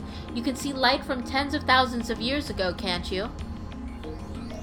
That's not time travel either. This time it's a nearby student who objects. Well, I was just getting started. Sit down. Was it just me, or did Kurisu look a little nervous just now? Let's say we wanted to make a machine that could physically transport people through time. What would we need? The best candidates for this are cosmic strings and wormholes. A cosmic string is a string-shaped crevice with extreme mass. A string-shaped crevice. Yeah, right. It's fake news, says the student. That must be how they enter our universe. But do cosmic strings really exist? It's like little tiny worms coming into our existence. The crevice is about as wide as an elementary particle, and at least as long as the diameter of a galaxy. Oh, well, that's a pretty big string. It has immense mass, so it distorts space-time. If you were to travel through that distortion, you could make a full circle and the string in less. You could make a full circle around the string in less than 360 degrees. I don't know why I'm struggling to read right now. In short, you can do something resembling a warp. This is called a space-time angular deficit. When you pass through an area of angular deficit, transit time becomes 0. Now we apply this to a cosmic string moving at near light speed. According to the special theory of relativity, time will flow slower for the cosmic string in relation to its surroundings. Therefore, passing through the area of angular deficit would cause the transit time to become negative instead of 0. In other words, you will arrive in the past after transit. If you use two cosmic strings, you can do a space-deficient jump. If you look back to your original location, you can return to the same time you started revolving. And that, roughly speaking, is time travel by means of cosmic strings. By the way, just so nobody misunderstands, cosmic strings are not the same as superstrings. Superstrings are like cosmic strings, but super. Now then, you need three things in order to travel to the past with cosmic strings. First, the cosmic strings themselves, 2 strings to be exact. By the way, they are hypothesized to exist only where the universe was first formed, so they might be a little hard to find. Second, you would need the energy required to make them move at near light speed. How much energy do you think... Oh my god. How much energy do you think you'd need to accelerate something as long as the Milky Way to the near speed of light? I'm pretty sure it's a little more than 1.21 gigawatts. I said it wrong. Wow, I flunked it. Good job. Mic drop. This earns a few chuckles from the audience. For some reason, I don't get it. Third, you need a spaceship capable of reaching these cosmic strings and returning. I keep trying to say cosmic streams. With the time traveler alive, of course. Oh, I missed some, messengers here. Okay. Bestial Moon. This kind of theoretical stuff fascinates me, even if I don't entirely understand it. Reminds me of the time I read a Hawking book for laymen. Universe in a Nutshell. Really good book. Oh, that does sound like a fun book to read. I'll have to check it out sometime. I need to go to the library anyways. What do you think, Hoyoyin-san? I'm gonna keep flunking that one. Care to take on the challenge of cosmic string time travel? Like that's even possible? And why the hell is she addressing me? I wasn't even the one who jeered this time. Looks like Hoyoyin-san doesn't want to take the challenge. In that case, let's consider wormholes. They may be a little more realistic than cosmic strings. By the way, Hoyoyin-san, do you know what wormholes are? No, don't ask me. I'm trying to hold back here. Since I've been challenged, though, I can't leave the question unanswered. Wait. Oh, it's it's like a shortcut through space, right? Yes, that's correct. Phew, I got it right. I sigh inwardly in relief. It just sounds like breathing in. There are two wormholes joined by a tunnel. No matter how far away the wormholes are, transit time through the tunnel is 0. But, oh no, there's a problem. The wormhole tunnel suffers from supergravity and collapses as soon as it opens. So we need something to negate the effect of gravity. Like anti-gravity? So-called exotic matter. A substance with negative mass which repulses other matter. Negative mass, huh? Is it something that floats if you leave it on the ground? Maybe not, but I can't begin to imagine what it would be like. Kurisu raises her right fist. Say that the wormhole tunnel is being squished by an invisible fist. Like that. In order to pass through, you need something that could oppose my fist's grasping force, so that I can't squish anymore. Kurisu opens her fist. Do it again! If you stabilize the tunnel with exotic matter injection, instantaneous travel between wormholes becomes possible. To travel through time, however, takes a little more effort. For example, let's say there's a wormhole entrance here in Akihabara, and the exit is in Los Angeles. First, we send the wormhole in LA all the way to the end of the universe at near the speed of light, and once it's there, we yank it back to LA. How? According to the special theory of relativity, time slows down for the objects moving at the speed of light, meaning the hole that returned to LA would be further in the past than the Akihabara hole. So now, if Hoyoin-san jumped into the wormhole, he'd arrive in LA several years before he left. However, this still can't be called true time travel. It only seems that way. This is called the Urashima effect. The important part is to return to Akihabara from LA through the wormhole once more. Since the transit time is 0, Hoyoin-san will return to Akihabara several years in the past. Time travel is complete. The prerequisites for wormhole time travel are simpler than the ones for cosmic string travel. First, the wormhole itself.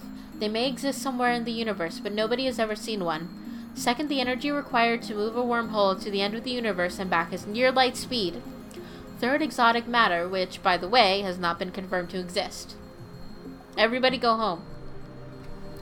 So, implementation of either one would require a ridiculous amount of effort. Now you see what I meant when I said time travel is an absurd concept? Time travel theories are all just thought experiments. Not one of them can create a viable time machine. That is my answer. Isn't there anything simpler, like something you can pull out of a drawer and just use or something? I'm afraid not. Go home. A firm declaration. I kind of get it. Like, this is the limit of modern physics. I can't speak. I can't say how it might change in 10 years, though. Besides, even if someone did overcome the logistical requirements, there may be other factors that prevent time travel from working. And that's because fundamental problems concerning the principle of causality have not been solved. She's just sitting at the microphone trying to pronounce words. You mean paradoxes and conservation of mass? The mass of the entire universe is constant. If a time machine traveled from the future to the past, there would suddenly be extra mass of the time machine and its pilot in the past. I remember reading a book, not a terribly reputable book, but still, that such a violation of mass conservation would put the universe in danger. That sounds like a science route that would be in, like, Bill Nye the Science Guy. Such a violation of mass conservation would put the universe in danger. I didn't say what kind of danger, though. If you think that the conservation of mass applies to macrosystems in the universe, or like the universe, or microsystems like atoms or elementary particles, you're mistaken. What? Is that true? I'm mistaken?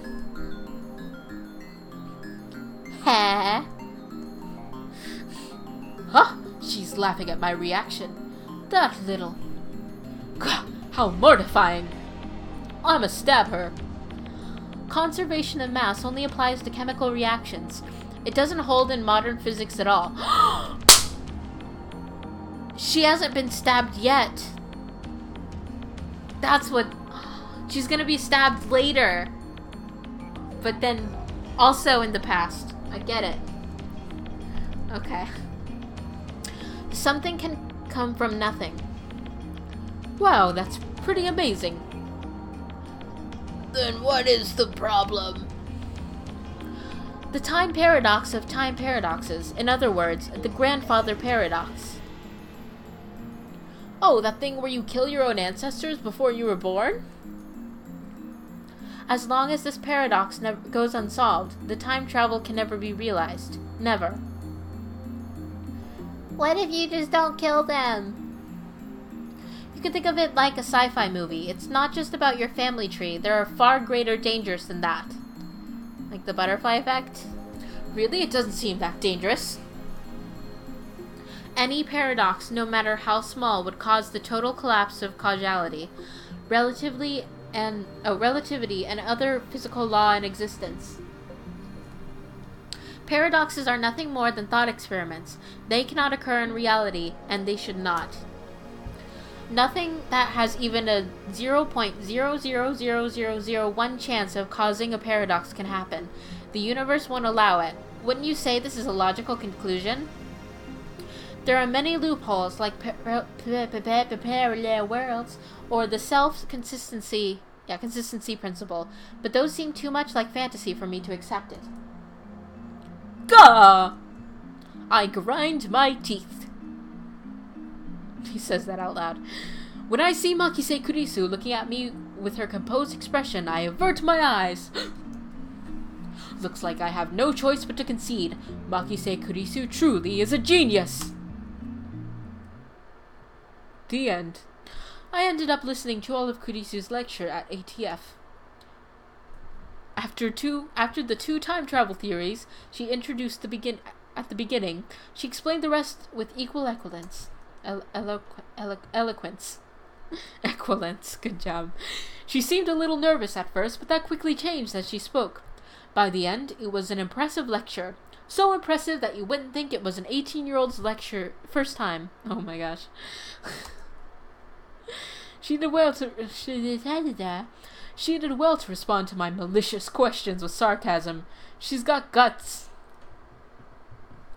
Wait, why am I praising her? A woman! Leaving that aside, I saw Makise Kurisu dead. Sorry, my nose is a little stuffed, so it's actually making me trip on my words a little bit. I can't breathe very well. And yet she is still alive! My memories don't mesh with reality. And not just about Kurisu, my conversations with Daru and Mayuri didn't make sense either. Everything would be solved if I just told myself that what I saw was a dream, an illusion. It never happened. But never say never. This leaves me with no choice. After parting ways with Daru at ATF, I head to Yanabayashi Shrine. Oh, thank you. Or I don't know why I thank you for reminding me that allergy season is normal. But yeah, I need to get exercised. I need my allergies to get exercised. I seriously doubt that the Kurisu at ATF was a ghost. Regardless, it's natural to seek an exorcism after such an experience. I'm Japanese, it's in our blood. Yanabayashi Shrine is located on the other side of Kanda River. To find it, enter the first side road after crossing Mansebashi Bridge. It's a very small shrine that doesn't fit with the surrounding multi-tenant buildings. Is this a real place? Kanda Myojin is the more famous shrine in Akiba, but I deliberately choose this one. The shrine is so small you could easily miss it if you weren't looking. Regardless, I can hear the chirping of cicadas from the few trees growing here. Shut up! It's Okarin. Tick-a-doo. There are two girls standing in front of the main building. One of them is Mayuri, bless her heart. The other docile-looking beauty is in traditional Miko attire. Urushibara Luka, a stunning example of feminine charm and grace. Lips delicate like cherry blossoms in bloom. Wait, what's racist? What did I say that was racist? The essence of Japanese building. Oh wait, the essence of Japanese beauty. I was so distracted I said building for a good 5 seconds. The chief priest's son. That's right, son. Lovely in every way, but he's a guy. Good afternoon, Okabe-san. I can't even say words. He bows his head. The voice of a girl, the mannerisms of a girl. More feminine than any girl I know. But he's a guy. Okay, listen, Rintaro, Okarin. You gotta be respectful. Don't be transphobic. Taller than Mayuri, yet oh so slender. But he's a guy. Looks stunning in Miko robes. But he's a guy. Oh, okay. Well, he was saying it about himself and it was written by Japanese people, so... Holding a bamboo broom, apparently in the middle of cleaning. But he's a guy. What, guys can't clean? I mean... It's almost evening, yet still hot as hell outside. But he's a guy. Yeah. Oh my god. Damn cicadas won't shut up. But he's a guy. It's the zoom. It's so great. Oh man. Lukako, that blade I gave you. What happened to it? He's a friend of mine. I call him Lukako. But he's a guy? No, okay. We met when I rescued him from some aggressive photographers in Akiba's pedestrian heaven. It also so happens that Lukako and Mayuri are classmates. I learned that fact after I'd gotten to know him. Lukako is taken aback by my sharp question. He starts fidgeting with a flushed face and tears in his eyes. Do you mean Demon Sword Samidare? Correct. I bought it for you so you could learn to control your power. Oh yeah, you bought it at Bladeworks, right? I think you said it cost 980. Shut your mouth! Any more and they will come to silence you. You're going to silence me? Thanks for worrying about me, Okarin. But who are they? I ignore Mayuri's question. So, Lukako, are you making sure to practice Samidare like I told you? Yes, I do practice swings once a day. As long as you carry it and master the Seishin Zanma School of Swordmanship, you can prevent the dark flame inside you from consuming your soul. What the heck, Rintaro? Did you give this poor kid a sword? Like, you need to learn how to handle that sword. What a jerk. Demon Sword Samidare may be an imitation sword, but that is the only form it takes to hide from the world. So Rintaro, so far he's been pretty sexist and transphobic. I don't know about this guy. When one worthy to wield it appears, it unleashes its true power. And it was on sale for only 980 yen, tax included. That's like $10 for a fake sword. Thank you, Okabe-san. It was a wonderful present. My name isn't Okabe. It's Okarin. I'm sorry, Kyoyan, what? Kyoma-san. As long as you understand, now speak the words. El Thai Kongalu? No, not Kongalu. Konguru. Yes. El Thai Konguru. Did I get that right? Lukako smiles happily as I nod. Thank you. Such a lovely smile. But he's a guy. I saw it coming. But it's still... Oh my gosh. Such a beautiful master-disciple relationship. Mayushi is not a Fujoshi. But she's getting a little wet. Mayuri-chan, please don't say such things. Jeez. Though we do have a master-disciple relationship, it's not that kind of relationship yet. I, Hoyoyin Kyoma, have gone to great lengths to teach Lukako about the evil conspiracies that rule the world, and how to resist them. Like that you can pretend you're a girl even though you're a guy. That's the vibe I'm getting off of this whole demon sword training thing. Yeah, this is the he's a guy thing is pretty funny though. That stuff about demon sword Samidare is part of that training. Looks aside, Lukako is very obedient and hard-working. Plus, he's always eager to learn new things. A master couldn't ask for a better disciple. Though he does have the weaknesses of not catching on too quickly and also being too shy.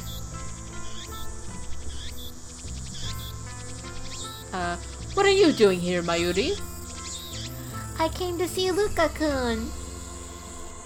Komima's coming up next month and I want him to cosplay as Kirari-chan from Rainet, but he won't say yes. But cosplaying, that's just too embarrassing for me. But I'm sure you'll look great in it. To phrase, someone this cute can't be a girl, it's really popular, you know? Come on, you'll make your cosplay debut. Mayuri's hobby is making costumes. She's made at least 30 so far, but it's rare for her to wear one herself. Instead, she seems to get her kicks from seeing other people wear them. And it looks like she's chosen Lukako as her next target. Naturally, the costume Mayuri is currently raving about is for a female character. But he's a guy. Normally, I would understand why a man wouldn't want to dress like a girl, but come on! Lukako has no problem wearing Miko robes. What? Oh my gosh, these cicadas are bothering me. Why should cosplay be any different? But whatever, I have business to take care of. Save the trivial stuff for later. Huh? But it's really important to Mayushi. And it's trivial to me. Anyways, Lukako, there's a good reason for my being here today. I need you to perform an exorcism. An exorcism? Then I'll go get my dad. Please wait. No, it's nothing serious. I just need some peace of mind. That's why I came here instead of Kanda Shrine. So with that said, bring out the usual. The usual? I can't talk. The usual? I can't talk!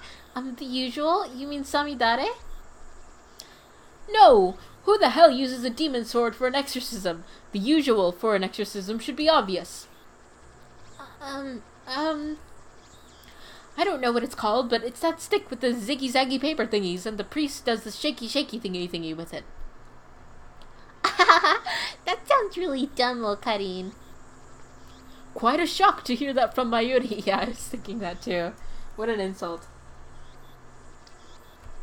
What? Oh, wait, that's Luka. Oh, the Unusa. Or Onusa? The Onusa. But I don't know if my father will lend it to me. I'll go ask him. Lukako makes a quick bow, then runs off towards his house, which is on the shrine grounds. Meanwhile, Mayuri takes her pocket watch out of her bag to check the time. It's a very old watch, not the sort you'd expect a high school girl to carry. Its name is Pockety. Obviously, that's the name Mayuri gave it. Not its brand name or anything. Ever since elementary school, Mayuri has carried Pockety with her everywhere. Wow, since elementary school? It's her most important treasure. Well, time for me to go to work. It was her most important treasure. Now it's that Upa. Do your best. You going straight home afterwards? Yup. Mayuri lives in Ikebukuro. She comes to Akiba by train about every day. It should be obvious since we're childhood friends and all, but I live in Ikebukuro too. Though I've been staying at the lab since summer break began. See you tomorrow. I call Mayuri to stop before she trots off. Mayuri! Wait, Mayuri, back at Radikan. You heard a man scream, right? Scream? Mayuri blinks several times and puts her finger to her temple, as if in thought. Then she gives her usual smile. When was that again? This afternoon. I don't think I heard anything. Oh, well, alright. Hokarin's a weirdo. Bye-bye. Toot-toot-doo. Mayuri leaves, this time for good, though she pauses to wave at least half a dozen times before disappearing beyond the archway. Thanks for waiting, Okabe-san. Lukaku returns shortly after Mayuri leaves. In his hands, the white ziggy-zaggy thing I asked for. Dad let me borrow it, thank goodness. Did Mayuri-chan leave? Don't worry about Mayuri. Begin the exorcism at once, Lukaku. Okay, but do you really want me to do it? What exactly am I exercising anyways? Lukaku is flustered. Is he really up to this? I'm beginning to doubt. Oh yeah, this time for good. I should have known better. The instant doubt touches my heart. A terrible chill shoots up my spine. Gah! It's the evil spirit! In my arm! I grab my violently shaking wrist. Be still, foul spirit! Gah! Hurry, Lukaku! It's trying to take me over. No, wait. Please hang in there, Okabe-san. I'm not Okabe-san! I'm sorry, Kiyoma-san, but what should I do? The exorcism! Hurry, just do it like I taught you! Okay. With a serious look on his face, Lukaku grasps the Onisa with both hands as if it were a sword. His stance is impressive. I've taught him well. His face is red. He can barely talk. It looks like he wants to say something, but is hesitating. Panicking because he feels awkward? Amateur!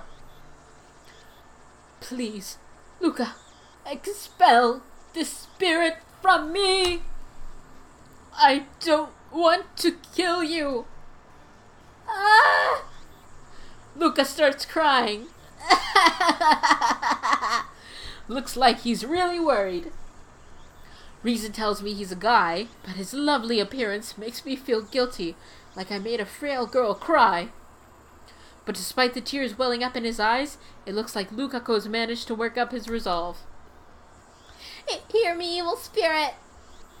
He raises the Onusa up high. Oops, shaking it. Please leave from Kiyoma-san. That's great, now strike my arm with those zigzags. The tip of the Onusa touches my upper arm. In an anime, this would be the cue for some dramatic shockwave to occur, but nothing like that happens. The only sound is chirping of cicadas. Did it work? I take a deep breath. The trembling in my arm has stopped. I'm okay. Looks like you drove away the evil spirit. Good job, Lukaku. Lukaku? Lukaku sighs in relief and blushes. I'm glad I was able to help. His shy smile really does make him look like a girl. But he's a guy. Oh no, I didn't do it that time. I thought I was going to do it for sure. After I get back to the lab, I take the broken TV down to the brown tube workshop for repairs. Why was that scene necessary? Daru and Mayuri have already gone home, so I have to carry the TV down the narrow staircase by myself. It's brutal, back-breaking work, but I manage. Yeah, but he's a guy. Phantom, the last, like, several things you said in the chat are, but he's a guy. I push the workshop door open with my hips and head inside. The room is diddly lit. Diddly dang diddly. The room is dimly lit by the setting sun, but the gloom is offset by the glare from the gigantic CRT in the center of the room. A 42-inch CRT television. It doesn't seem like something you could get in modern Japan. With LCD TVs becoming the new standard, I seriously doubt anyone would want to buy a bulky old CRT. Yo, what's up? Oh, wait. Yo, what's up, Okabe? Sitting in front of the huge CRT is an equally huge man reading a sports newspaper. The news sports paper. Wait, what does his outfit say? Brown, and then probably that kanji means workshop. Jackhummer? I have no idea what that what either of those kanji are. He's the workshop's manager, actually the owner of the whole building, Tenoji Yugo. I call him Mr. Brown. It's a fitting name for someone who loves brown tubes. What's up? That TV you gave me broke. That's what. I bet you were treating it rough, weren't ya? I barely managed to set the heavy TV on the counter. Love. That's the answer. You gotta treat him with love. A muscle-bound bald guy talking about love. Oh, I got mail. Cred. Didn't. Like, what's that music? Upa is super popular, you know? Even more popular than the hero Kakeru-kun. They're so cute, I want to collect them all. It's... Sorry, all weird. It's like how you used to collect black fingerless gloves, remember? Are those the Upas? Okay. I guess that's it. Oh no! Oh yeah, I need to save. How do I save?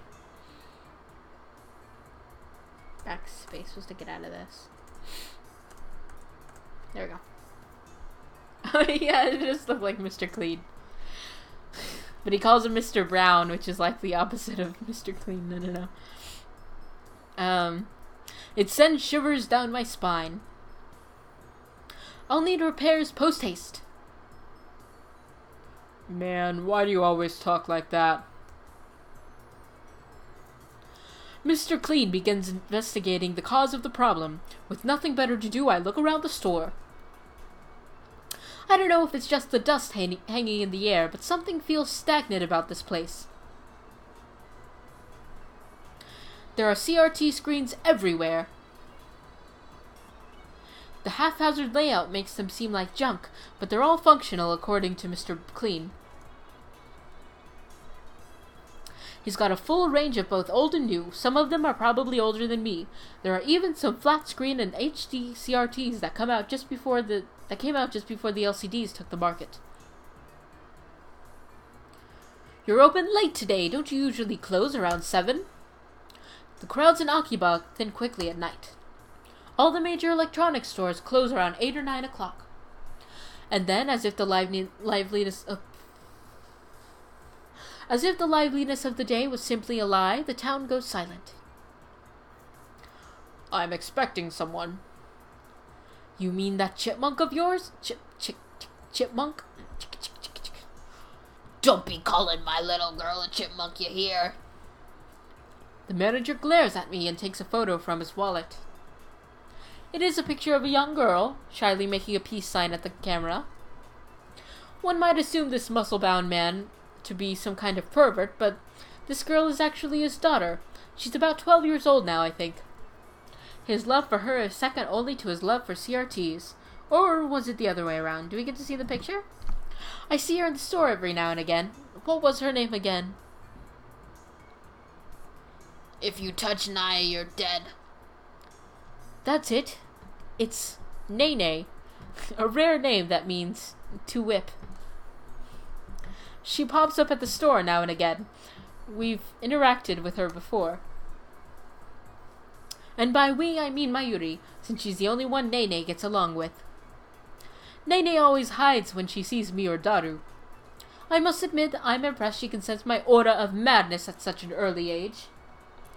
Mr. Clean makes a grandiose kissing gesture at his daughter's photo. Once again, shivers down my spine. But seriously, besides your daughter, has this workshop ever had a customer? I've been renting the second floor for about 6 months, but I don't really recall ever seeing a customer. I wouldn't be surprised if this place were actually making any money. Ain't a customer. He puts away his photo and goes back to checking the TV, leaving me with a vague answer. There's probably just a loose solder on the board. I can fix it. I don't know why the voice is... That's a hard voice. Really? Then by all means. Hold on, I'll get you an estimate. What? You're charging me? What'd you think? This ain't some charity. You're the one who gave us the TV. Yeah, so what? Never said I'd service it for free. Curse you! You have some gall to say that after foisting a half-broken piece of junk onto us. Oh, shut up. If you don't want it, I can take it back, though I'll have to charge you for its safe disposal. Extortion! You dare cheat the man who very well may exchange the future of mankind? Ha! Who's that now? Me, of course. Who else?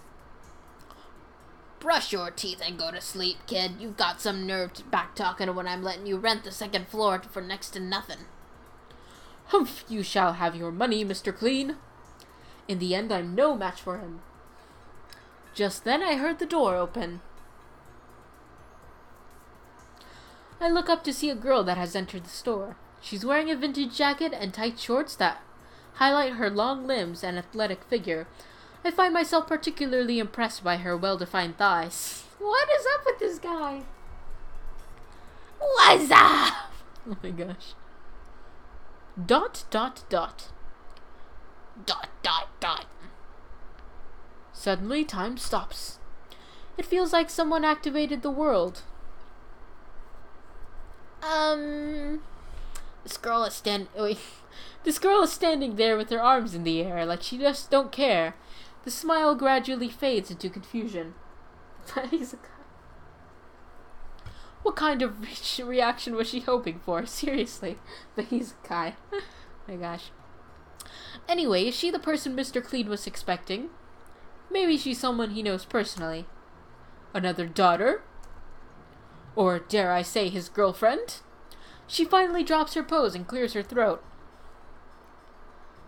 I called earlier. I'm Amane. And just like that, time starts moving again. Oh, so you're the kid for the job interview. I'm Tanoji, the manager. A job interview? This young woman? Ha! Women. You want to work at the dull, dirty, depressing, debt-ridden brown tube workshop with this filthy old manager? You want an extra 1,000 yen added to your rent? 1,000 yen? That's like $10. My words are but the truth, though I suppose it's not my place to get involved. Anyway, I had no idea the brown tube workshop was hiring. You always looked so free. I didn't know you needed help. Actually, I'm the one who begged for the job. The girl looks a little embarrassed. The boss refused it at first, but I wouldn't take no for an answer. That's honestly surprising, and surprisingly honest. Kids with drive are rare these days. Take a seat there, young lady. Oh, thank you. Why am I doing all these rough voices? There's rough on my throat. It's already bad enough. Looks like they're going to have a formal interview. I was going to leave, but since Mr. Clean hasn't kicked me out, I'll stick around for a bit longer. The girl's expression is stiff. I guess she's nervous. Just because of a part-time job interview? In contrast to how she said she wouldn't take no for an answer, she doesn't seem so enthusiastic. Right, what was your name again? Amane Suzuha, sorry. Age 18. Same as me. Another 18-year-old girl in my life. Student. No. She shakes her head. Why do you want to work here? Because I love CRTs. Hired, you start tomorrow. Wait, what? Is that some sort of joke? Are we on camera? Am I being punked? Thanks, boss. Finally, Amane Suzuha seems to relax. Then she looks at me. Who are you? You dare ask my name? Banish the thought from your head, girl. To learn it would place your life in jeopardy. Countless women have learned my name only to find themselves target of the organization. Sarah in America, Claudia in Italia, Simone in Franzone. I wouldn't put anyone else in danger. Hey, stop pulling things out of your ass. He just couldn't understand my pain. This idiot rents the second floor. His name is Okabe Rintaro. This is hurting my throat. My name is not Okabe, it's Hoyoyin. Quit it or I'll raise your rent. I'm Okabe Rintaro. The girl stands up, places her hand on my shoulder, and looks at me with a serious expression. I don't know anything about this organization that's after you. But if you're ever in trouble, Okabe Rintaro, let me know. I can help with stuff like that. Huh? What'd you say? Huh? Stuff like what? She has those braids. Usually, like, anime characters with braids like that are, like, sword fighters and stuff. Tenderscoot is the name. Memes are my game.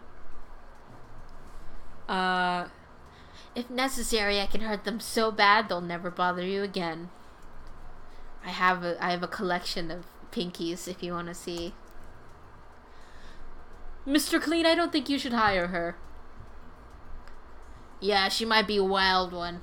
I'll fire her if she causes any trouble. Anyway, ignore that organization nonsense. It's all in Okabe's head.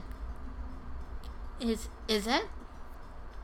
You just keep thinking that. But someday the world will kneel before me. Mwah ha ha ha ha. And then Amaya stares straight at me again.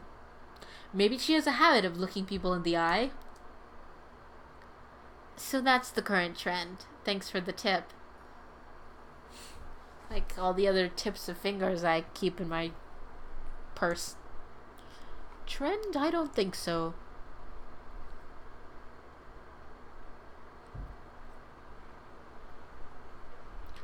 So hot. So hot people's faces have melted off. Look at all those faceless people. What did I get? Lukako.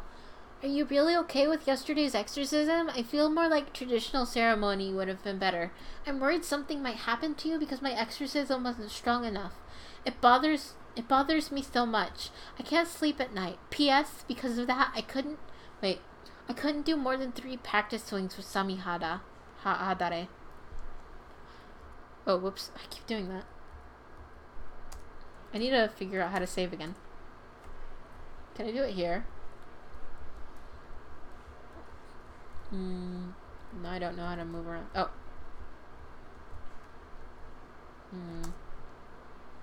I can change the wallpaper?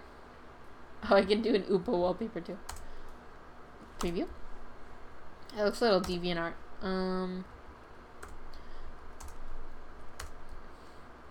It looks like blood, you know. Upa it is, I guess. There we go. Oh, I can change the ringtone too.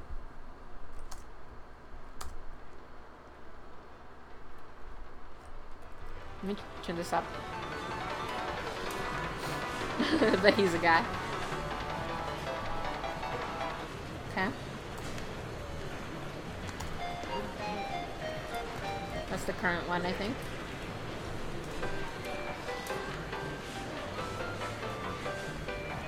like that one.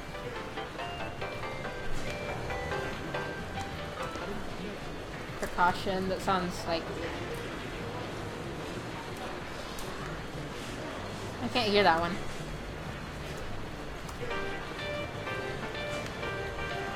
Ooh, I like that one. Yeah! Okay, so far that's the winner. No, too cheesy. Oh, that one's good too. Okay, I'm doing Over the Sky. I like that one. Yeah. There we go. And male ringtone. Okay. I'll use that one for the male ringtone. Oh, no, wait. Let me actually, here. Yeah, I want the male ringtone to be this one, since it's frequent. And then I want the phone ringtone to be this one. Oh. There. Oompa loompa doopa dee doo. Okay. So hot. I was at university all morning. As I return to Akiba, the heat is now becoming unbearable. I grab a nice coffee at the Faceless Person Bakery inside the Yodobashi to quench my thirst. While I'm at it, I guess I'll check At Channel on my phone. I mostly frequent the Occult board, the Future Technology board, and sometimes the Psychics board. So he just wants to check Reddit, pretty much. I search for threads on the mass disappearance phenomenon or Makise Kurisu stabbing, but turn up nothing. So were those hallucinations after all? When I peek at the Occult board, I find posts in multiple threads from someone claiming to be John Titter. Wait, John Titter is back? John Titter appeared on an American BBS 10 years ago, claiming to be a time traveler. He claimed to have traveled from the year 2036 in order to obtain an old computer, the IBM 5100. His claim started quite the storm among the BBS denizens. Titter also made several accurate, if fragmentary, predictions of the future events. The start of the Iraq War, the spread of Creutzfeldt-Jakob disease, for example. To prove he was from the future, he explained the principles behind his time machine and provided pictures of his operation manual. But after about 4 months, he disappeared without ever revealing his identity. At one point, his predictions gained popularity, even in Japan. Yes, he certainly did get some things right, but on the other hand, he missed several others. Some of his posts contradicted each other too. That's why, to this day, most people doubt his authenticity as a time traveler. So after 10 years of silence, that same John Titter is now on a Japanese BBS. Ridiculous. It's obviously a troll. Wow, it just gave me a little message where I could check to see what trolling is. Thank you, game. First of all, John Titter is an American, yet now he's posting on the At channel in Japanese? Let's take a look at his posts. Well, obviously he's a weeb. I don't expect you to believe that I came from the year 2036. I see that everyone would like to know more about my time machine. Time travel technology was developed by SCRN. They completed the first time machine in 2034. Time traveler lol. John Titter lol. More details on the time machine. Oh, can I scroll down?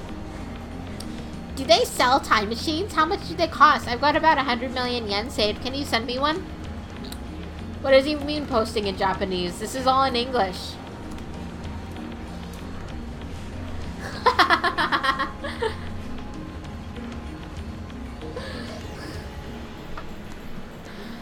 Oh my gosh. Okay. I saw the mixtape comment. Oh boy.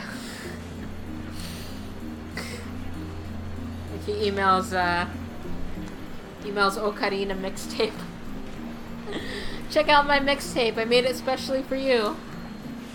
I worked so hard on it. CERN has a monopoly on time machines. Not even the most powerful nations on Earth can acquire one, to say nothing of private citizens. CERN used their time machines for power. By 2036, the world has become a dystopia. There is no war, no conflict. However, that is false peace founded on a complete eradication of liberty. What does LOL mean? Where did you come from this time? Was the Akiba satellite crash your doing? Wait guys, Titter-san doesn't explain @channel lingo. Let's keep it simple. Oh, yeah, understand @channel lingo. Let's keep it simple, okay? If you know what I mean. Get a trip code, asshole. What? That'd be like somebody on Reddit saying, what does LOL mean? And somebody else says, guys, let's keep the language simple. This guy doesn't know Reddit slang. like LOL comes from Reddit or something. I came here to change my present, in other words, your future. My mission is to destroy CERN's dystopia and restore freedom to the world. This is a wonderful time you're living in. Everyone is free, but you will lose it all in just 20 short years. It is vitally important that you understand what the future has in store. What is a trip code? What is a trip code? I might get you one if you tell me what it is. Oh, get one, not get you one. You only said CERN has time machines. You have a time machine. That must mean you're working for CERN. Therefore, your goal can't be to destroy CERN's dystopia. You're a fraud. What's dystopia? How can CERN take over the world in just 20 years? Look at the Middle East. You've been reading too much manga if you think you can get those guys to stop killing each other. Who asked you to change the future? You trying to play God? If they're promising world peace, and I for one welcome our new CERN overlords. Jeez. Look at those memes.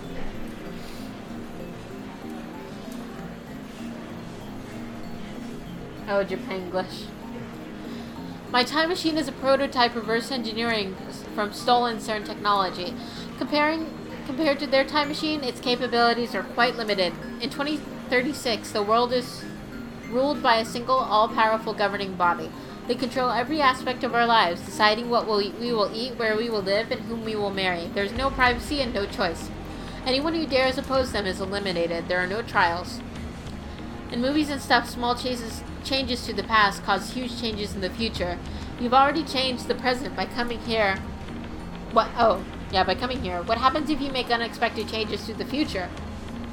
Implying CERN rules the world. Do you even know what CERN is? Lol. OP is a troll. So if we find his dad and kill him, then this time traveler, LMAO, will never be born and we won't have to listen to this bullshit, am I right?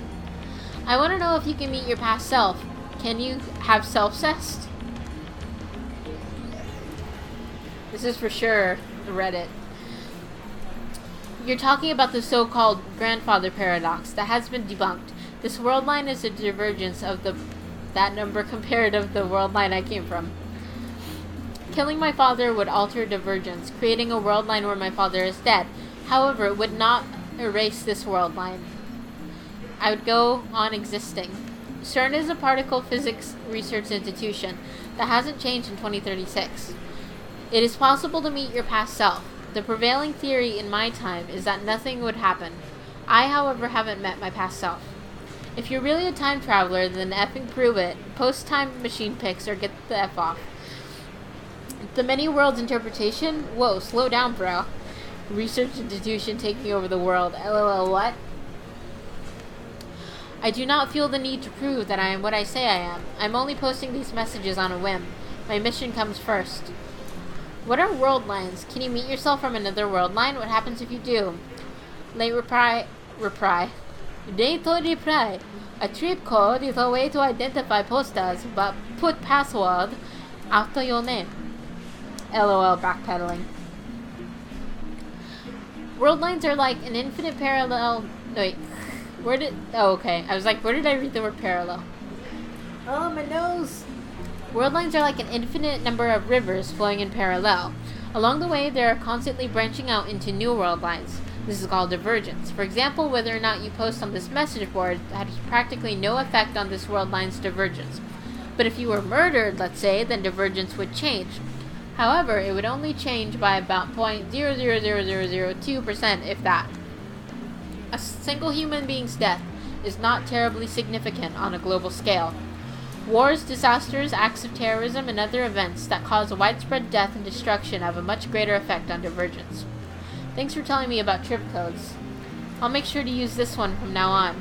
I started to get tired, so let's pick up again tomorrow. It's been fun talking to everybody. Oh, welcome, Brenda Baum. I guess here your minty marshmallow squish. That's so adorable. Minty marshmallow squish. Looks like they've already made an archive of these threads. Of course, there have been sites dedicated to John Titor for years now. Is John Titor real? Does someone want to... Like, that name actually seems familiar. Does someone want to look that up if he's real? This post closely resembles what the original Titor wrote 10 years ago. I read one of the books on Titor. That's how I know. I read the Titor Twitter. This new John Titor is clearly an imposter. There are many Titor fanatics on the channel. That's not exactly a household name in Japan, but I doubt anyone would fall for this level of trolling. As I continue to read, however, I find the response the opposite of what I expected. Everyone is accepting this time traveler as if it were his first appearance. Nobody has even mentioned his appearance 10 years ago. Finding this strange, I try posting a retort, but everyone ignores me. What the hell? You can figure this out if you do a little research, people. There's the original John Titor thread archive in English, and plenty of Titor blogs in Japanese. I enter John Titor's name into a search engine. 12 matches. Wait, only 12? Moreover, all 12 are about the current Titors posting on @channel. Ooh, spooky. I can't find a single trace of the Titor from 10 years ago.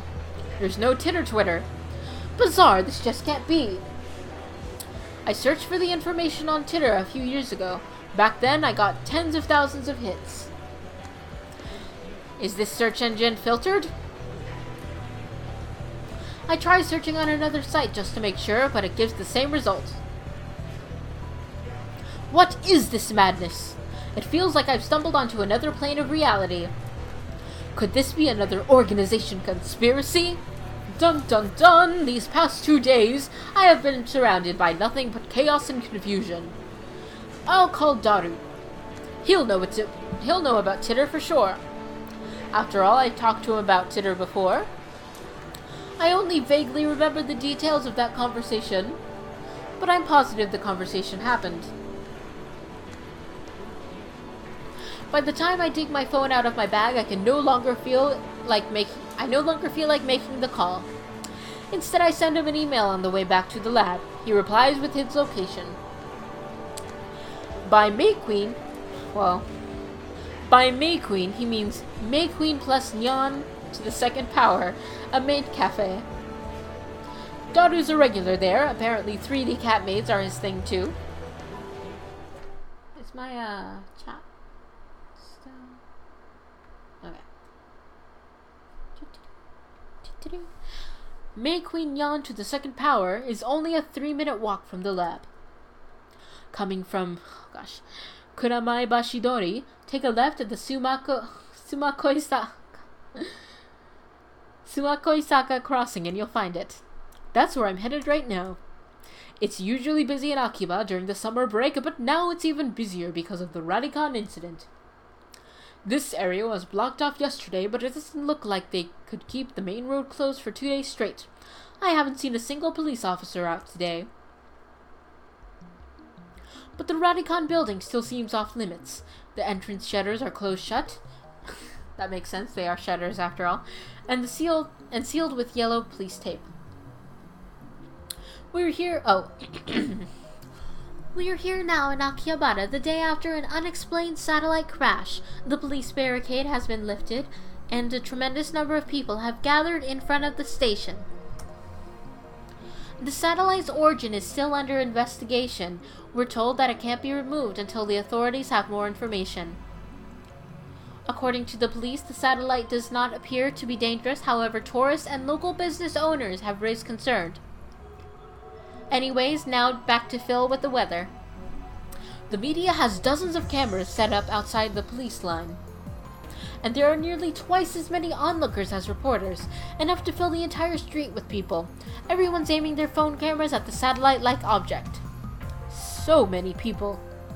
Living in Akiba, you get used to crowds and events, but a gathering of this size is unusual. Ugh, I'm tripping over my words. I wonder when they'll get rid of that thing. I hope it doesn't explode or something. They've been letting people back into the area, so I guess there's no danger. Still, considering its unknown origin, I'm surprised there isn't more security. Today, like always, otaku are shopping for doujinshi, import games, electronics, or whatever strikes their fancy. Aside from the scene at Radicon, it's the same as any other day, but I still don't understand what I saw yesterday. I've half accepted the massive... I've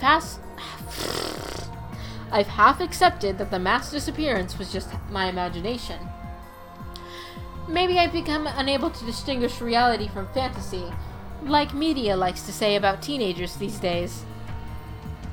With that thought in mind, I return my gaze to the street. And there in front of me stands a woman holding her phone in front of her face. Nani? She took a picture! Her phone was clearly pointed at me. I tried to cover my face, but not quickly enough. Organization spy? I turned around just to make sure she wasn't pointing it at someone else behind me, but that doesn't seem to be the case. Nobody behind me is as gorgeous as me, so she can't be taking a picture of anyone but me. She's still staring at her phone. Without even glancing at me, she turns around and points her phone at some other pedestrian. Maybe she's still taking photos of everyone at the scene, and not just me. But still, I need to have a word with her. The organization is after me, so I can't risk that photo getting out. Wait. Chotto mate. ...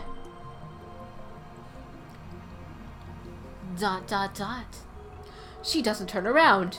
Is she so engrossed in her photography that she doesn't even notice me? Or did she not catch my magnificent native level English? Wait, it was speaking English, but he's a guy. Are we just assuming every beautiful woman is a guy now in the game? Hey, you with the phone camera. Wait. Oh, wait. I guess he's speaking English, huh? Hey, you with the phone camera. Wait. Please wait. She turns back, finally noticing me. And of course her phone turns with her. Hey, no pictures. Are you with the organization? Voyeur lady. She completely ignores my objection. And then she goes back to looking at her phone. Answer my question. Are you with the organization? If she is, then I may have to take suitable measures. Possible organization spy. Her name keeps changing. I love it. You're not? Probably not organization spy. I love it. Even so, I can't let you keep that picture. The organization will stop at nothing to find my where. Oh wait. I thought he was... Wait, I forgot. Even so, I can't let you keep that picture. The organization will stop at nothing to find my whereabouts, and they'll kill me, anyone who gets in their way. I need you to delete that picture immediately. Lady ignoring me. Is she even listening? Sorry. Wow, she finally speaks. Just a whisper, but it's something. Lady who apologized out of nowhere. If I upset you. Is she like a robot? She lowers her head slightly in a bow. Or at least I think it's a bow. She's been looking down all this time, so I really can't tell. She's totally a robot. Before you apologize, I need you to delete that photo. I was shooting that scenery. Her fingers dance across her phone keys with impressive speed, exactly the opposite of her annoyingly slow speech pattern. The scenery? You're a tourist? Or is it she's one of those people who came to see the satellite? In that case, why did she take a picture of me? She shakes her head without looking at me. Lady ignoring me and apparently sightseeing in Akihabara. It's proof of where I was today. You're a strange lady. Kiryu Moeka. My name. I guess she's introducing herself. That's nice, but I just want to delete I just want her to delete that photo. I have a question for you, may I? First, the photo. There's an urban legend in Akihabara. Have you heard of it? An urban legend? What is she talking about? Don't tell me there is a brilliant but insane mad scientist said to be lurking in Akihabara. And now that brilliant but insane mad scientist is the target of every assassin in the underworld. But he's a guy. Oh wait, you already said that a while ago. Oh, she wants the D. I missed the message. For some reason my chat is messing up. Gah! I've remained in this town for far too long. I need to make plans. Akihabara, you aren't such a bad town. I'm glad that... The Phantom Retro PC. Retro PC? She replies with a nod, or something like a nod. They say there's one in Akihabara. Oh, nothing about a mad scientist. I'm relieved, but also disappointed. At any rate, this is the first I've heard about a Phantom Retro PC. A Retro PC? You mean like a 98? That's the first model that comes to mind. But are 98s really that hard to find? She shakes her head slightly, or something like a shake. No, this. She turns her phone towards me. The screen shows an oddly shaped computer. It's hard to tell since the picture is monochrome, but it looks like some kind of PC. It looks kind of familiar. An IBM 5100. Oh wait, an IBM 5100. That's the computer John Titter tried to get. Her fingers twitch, I think. You've seen one. No, I've only heard the name. Coincidence? No. This could be the choice of the Steins Gate. Know anyone who might know? Daru probably knows about it. He's my favorite right arm. A super hacker capable of breaking into even M16's mainframe. Or M16? MI6? The MI6 part is a slight exaggeration.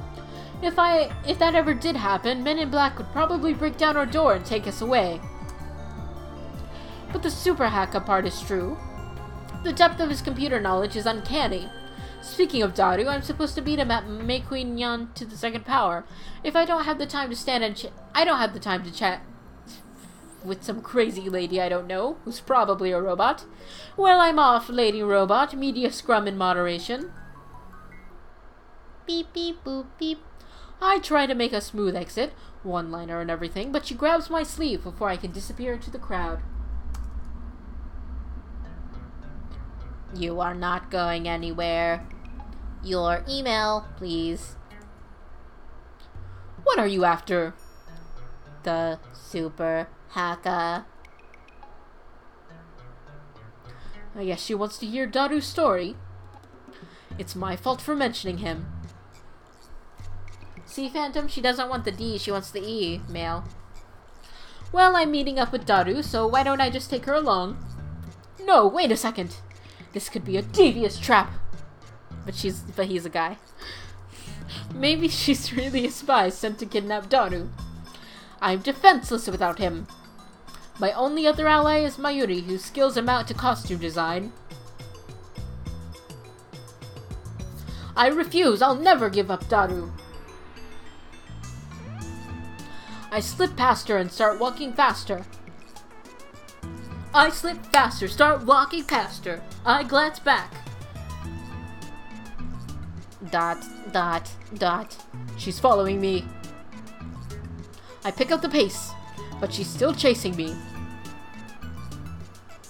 Stop following me! Unperturbed, she shows me her phone again. On the screen is the picture of me that she took. Gah! You still haven't deleted it! Tell me and I'll delete it. You dare blackmail me? Who do you work for? I attempt to glare her into submission, but her eyes are already lowered. My glare is ineffective.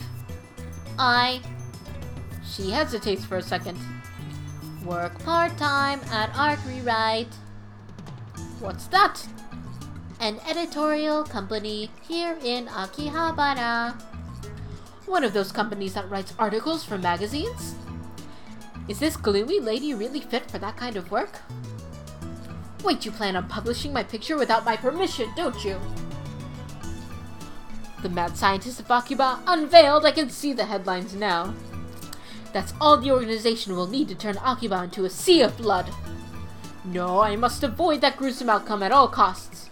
I have no choice. Very well, I accept your terms. At any rate, as long as she has that photo, I have no way of knowing how it might be used. I pull up my email address and show it to her. Looking back and forth from my phone to hers, she enters her info with terrifying speed. Of course, this woman is an Esper. I dub her power Shining Finger. Her magical thumb types cursed emails at 255 characters per minute. Whoever receives one dies. She's done typing my address. It took all but 5 seconds. Onamae wa Horoin Kyoma, mad scientist. How is it spelled? First Ho-Oh for Phoenix. Oh, I can just call him Ho-Oh. I'm realizing that now. I can just call him Ho-Oh.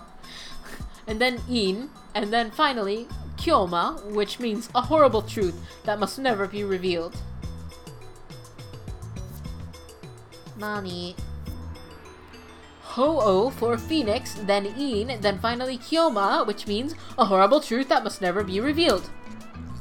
I repeat my perfect explanation. This is the origin of my true name.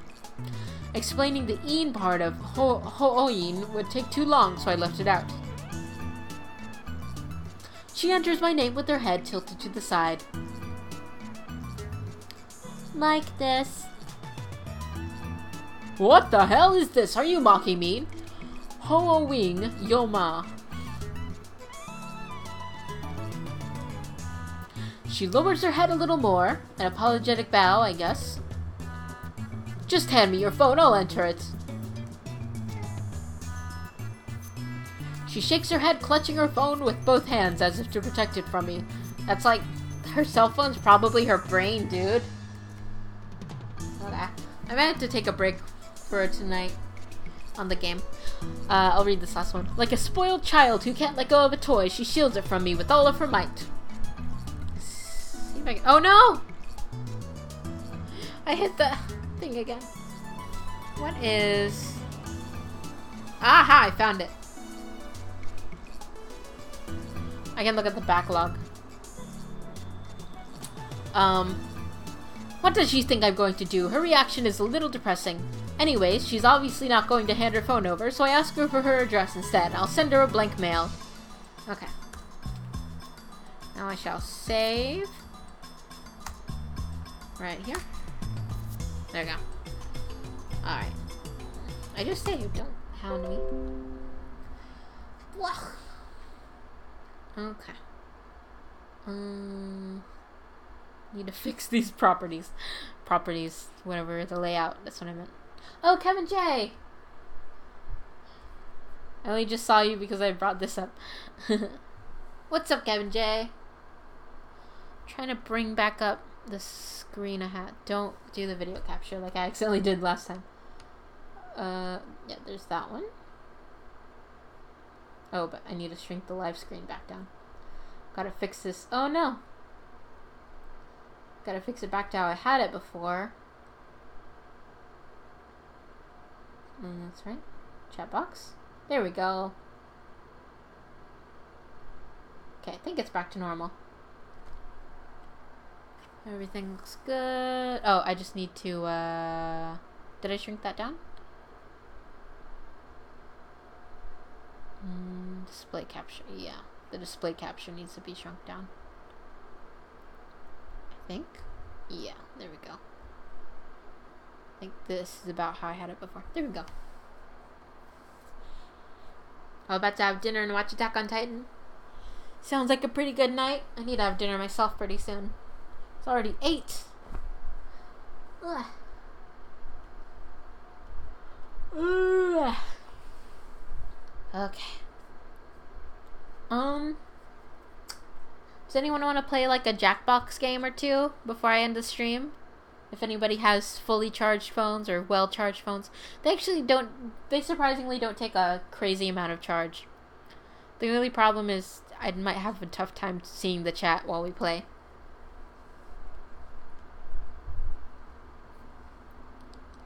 How many people do we have here? Looks like 4 are in the chat right now. I think 1 is technically me. But if everyone who's still here plays, I think we'd have a good chunk of people.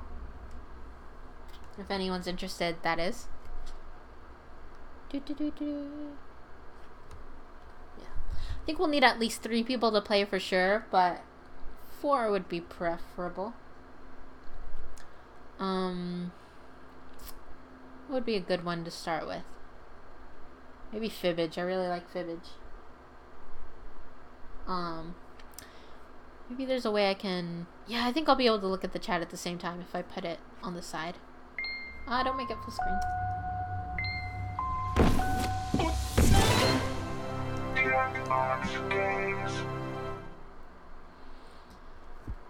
Hold on. Let me shrink the screen down. How can I do that?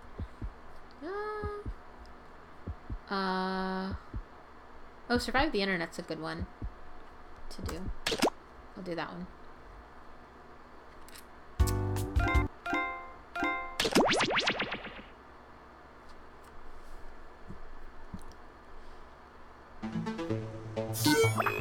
Right, settings. Not full screen. There we go. Then I'll be able to pull up the chat on the side. Okay.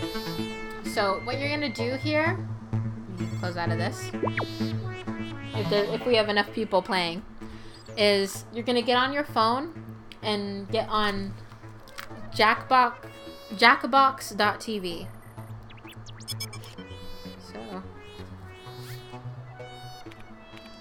jackbox.tv, and then you'll put in this passcode here and then a name for yourself.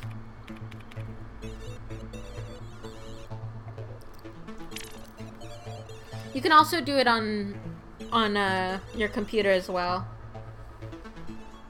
But most people play on their phones because it's easy. But I think we need at least 3 people to play, but it's better with at least 4 people.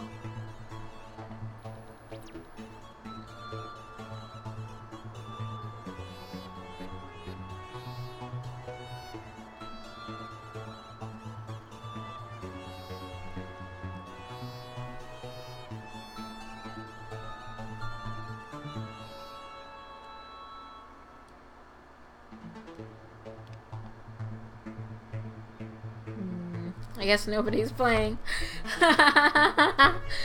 Good try. Nobody cares. Oh man. This is sad. Maybe there's somewhere I can post it. I don't know. Oh, Kevin J. Yay.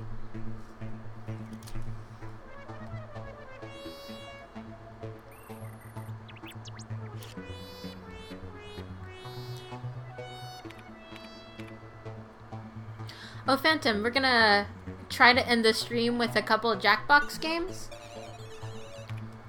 So, if you want to play along, we need like at least a couple more players to start. You can like either get on phone or desktop and type in jackbox.tv into your browser, and then you'll put in this passcode that you see on screen, and then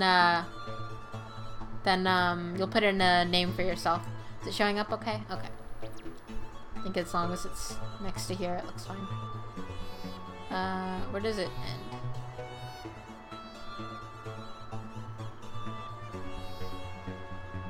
What all is being captured anyways? Okay. Maybe like that.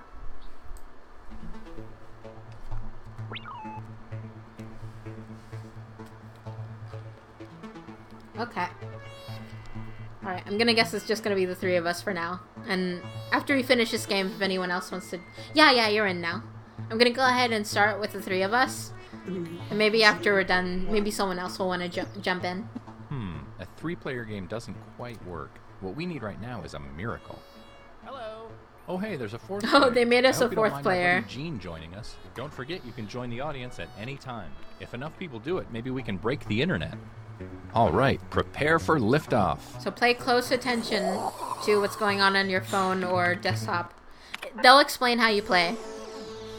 But, yeah, pay attention to your phone. It'll ask you questions and you'll enter them and such.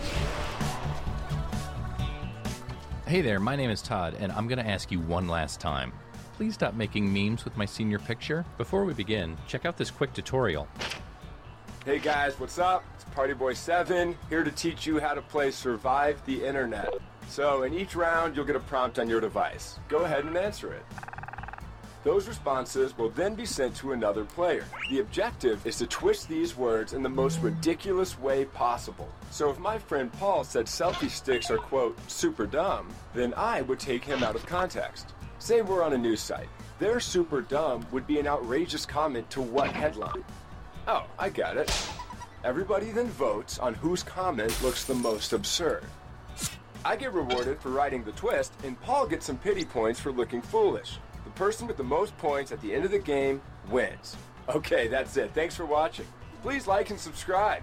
Please. I feel so empty inside. Let's start things off at, Okay, pay attention to Check your in phones site. or wherever you're playing. It'll ask a couple questions. So you should be seeing a prompt on your controller. There are no wrong answers, so just answer honestly.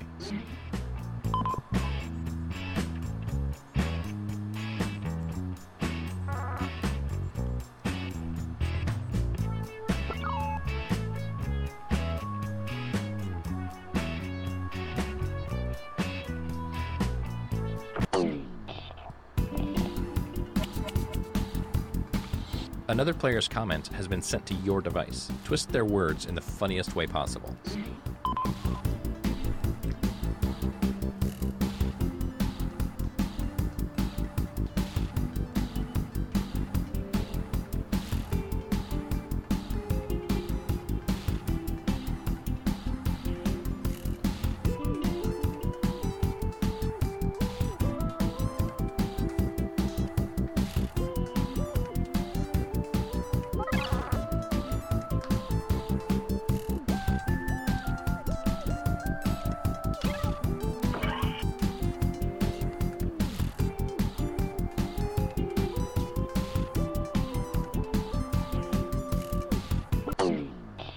Do you regret your decisions? It's too late now.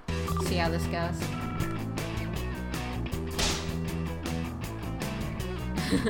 This one is, it's supposed to be a location.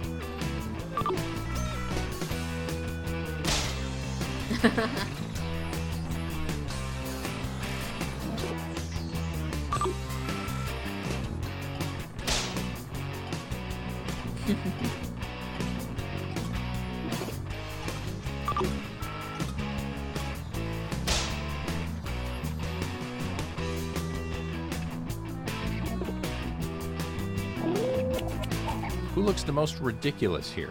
Place your vote now. There we go.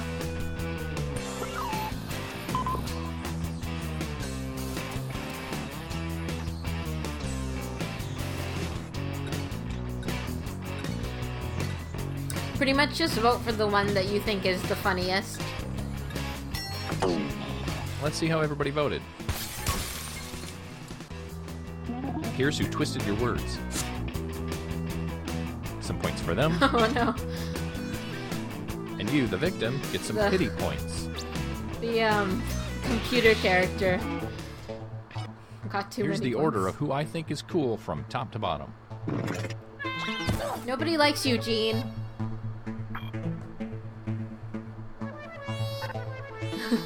Okay, The let's computer move on. is beating Let's go everyone. to a social networking site.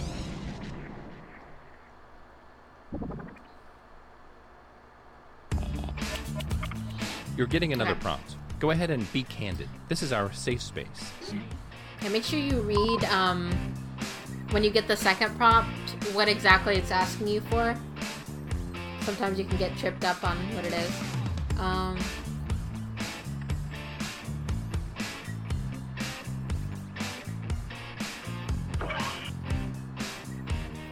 There we go.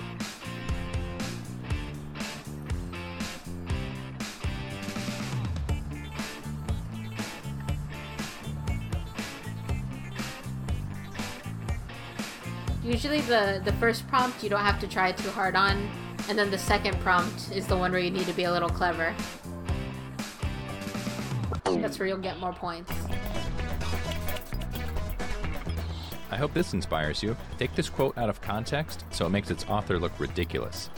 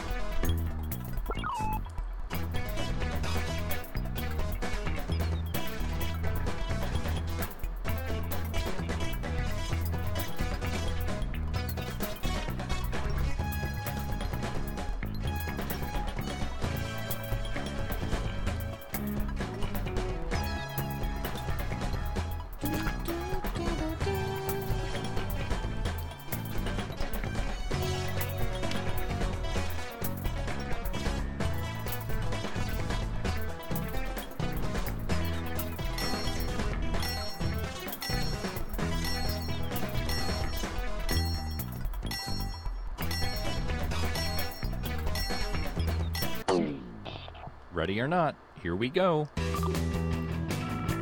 What's a quote that inspires you? I hope I don't wake up.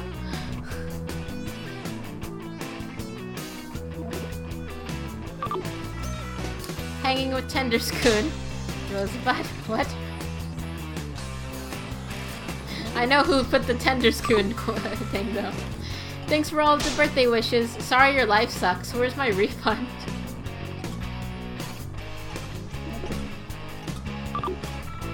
Oops, my mom heard me fapping. Do it in person.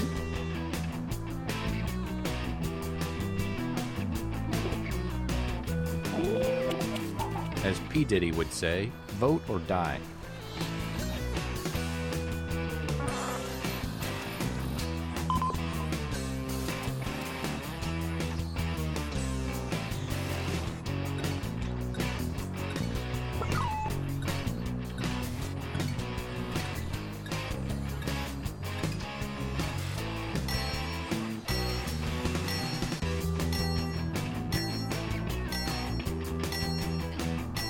What's the Here's what people the think. top answers are the ones that people actually are trying to make funny. That's 50-50 on that one. Well, I guess the last one was like that too. Let's see what that round did to things. There we go.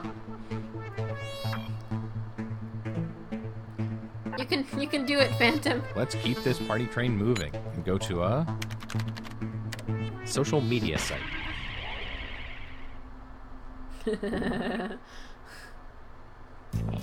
Oh no, like It's time to answer another prompt. you start to I'd get like this you to really game listen the more to your you heart play. this time. Like the first like, the first few times I played, I wasn't any good at all. Like, you have to get used to it, kind of figure it out.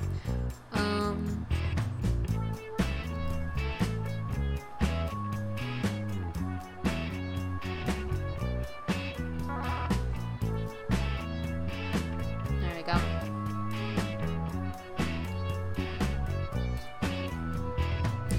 I was thinking after this game we could do a round of Fibbage, which is a different game in the pack. It's very fun. You get to lie in that one and trick people. Come on, baby. Okay. Let's do the twist.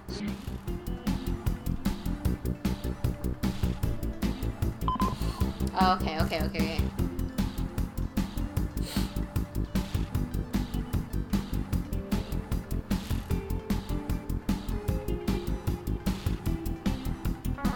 This one should be fun.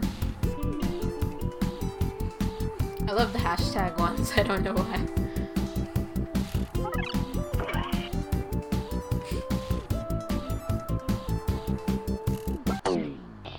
Let's see how this pans out. What are politics? Italian mom. What? I hate it. Pickup line.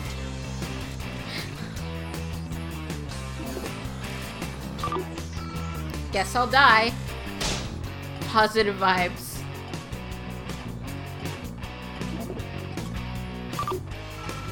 It fills me with joy, but it's pretty good. Go ahead and vote. I'll give you a sticker afterwards.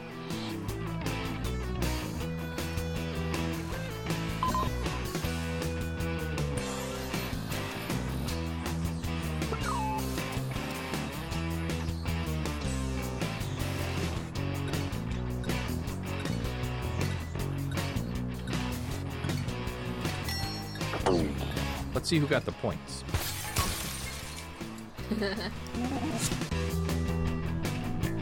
We all got points. Wow, you guys are really giving it to old Gene. Oh, you got the best burn, Kevin J. Nice. Let's check the scoreboard. You take the lead. It's okay, Phantom. And our last stop of the game will be at a Oh, whoops. photo sharing site. The points are worth double this round, so literally anything can happen. Phantom can win this round. Here is your last prompt.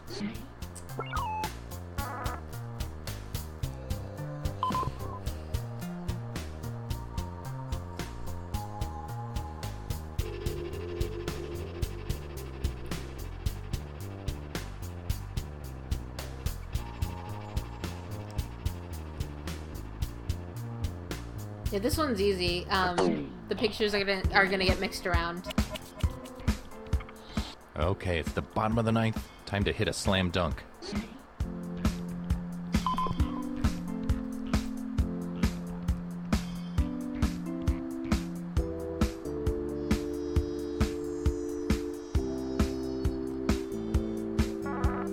There we go.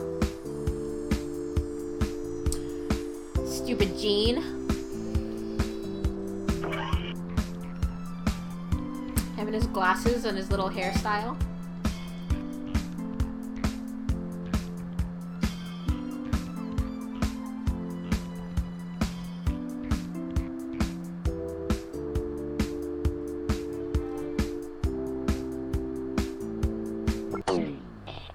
Our journey has led us to this moment. Hi, I'm Steven Universe.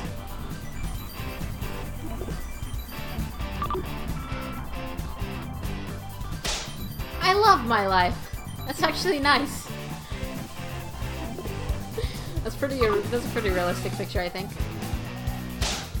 I felt like ordering Chinese.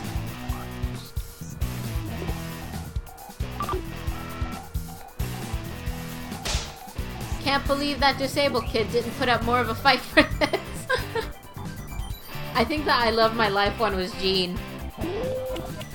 It's voting time.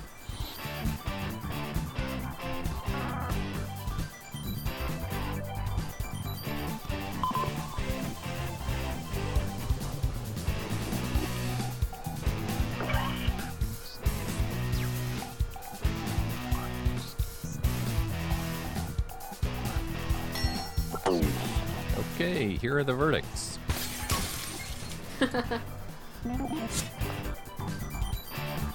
Nice one. See, Phantom, I voted for yours that Good time. grief. Well, I think Kevin J definitely won. Oh man, it all comes down to this. Holy smokes, look at that.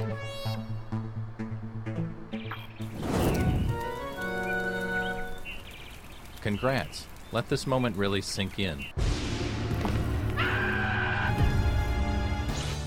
Way to go, Kevin Jean! Okay, I'm gonna go to a new game. We're gonna do... I don't know. Yes. Okay, we're gonna do fibbage. It's when where you get to lie and try to trick people. Oh. Oops.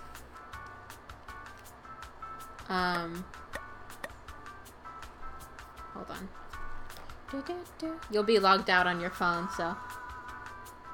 Right? Fibbage, enough about you. Alright, you'll want to enter this code here.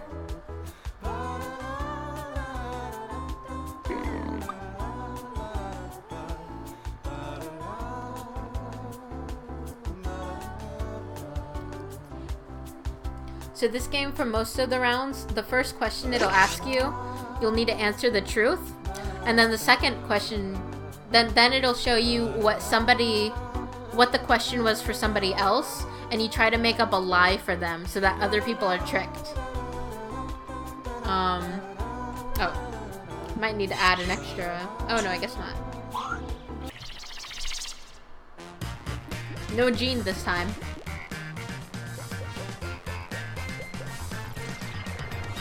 Welcome to Enough About You, or as I want to What's call up, Kevin it, J? Angry Birds. But apparently that would have been a bad idea legally.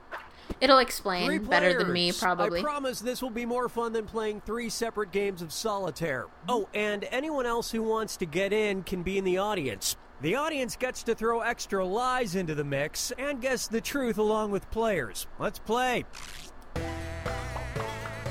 Yeah, it'll tell you... It'll prompt you on whether Here's it's a how it truth or works. lie. You're about to see a question on your device. Answer truthfully. Answer truthfully then you'll here. get your chance to make up lies about the other players. You get 500 points for everyone you fool, 1,000 for finding the truth, and when the question's about you, you get reputation points for players who get the right answer. Ready? Well, I am. Time to answer your question.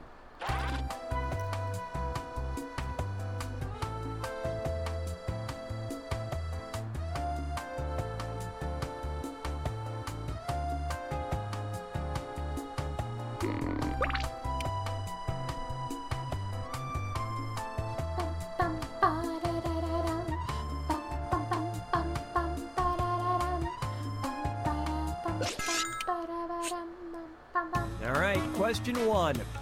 The last dream this player can remember involved blank.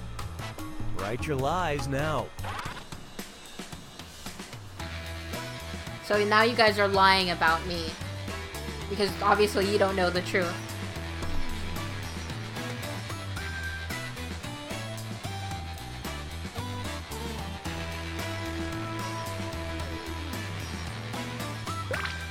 Finish quick before you ruin it for everyone.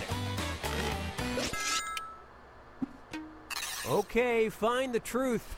So, pantsless men and topless women, Jane and JV, or murderous robot.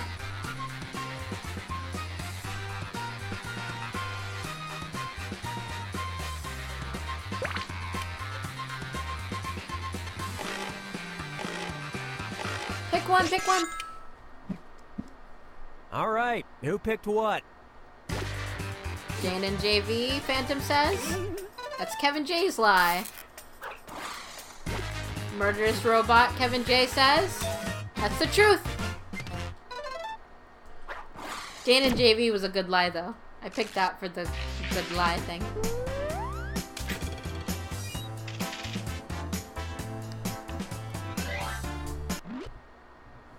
All right, here it is. The most outdated piece of technology that this player owns is blank. Type in your lies now.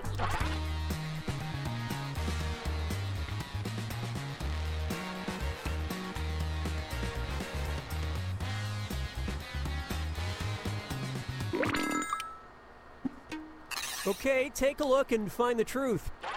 A Game Boy Advance, a flip phone, and a Nokia phone. 2 of those are phones.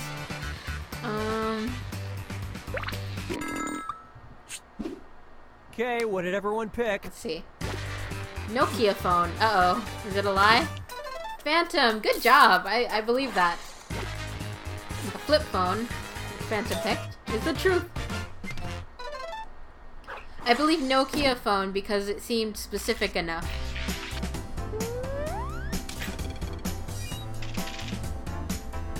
Phantom, you're beating me now. Good job.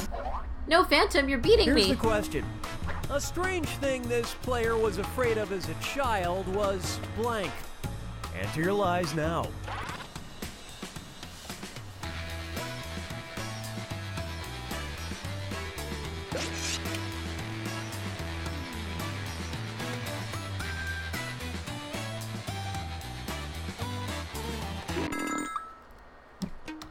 Okay, look for the truth and pick it.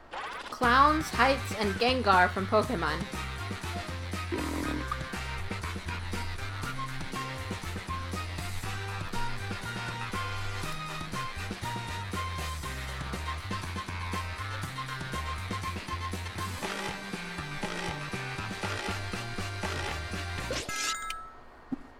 Okay, what we got? Okay, let's take a look. Heights? Uh-oh. Oh, it's the truth! We got it! Sorry, Fanta.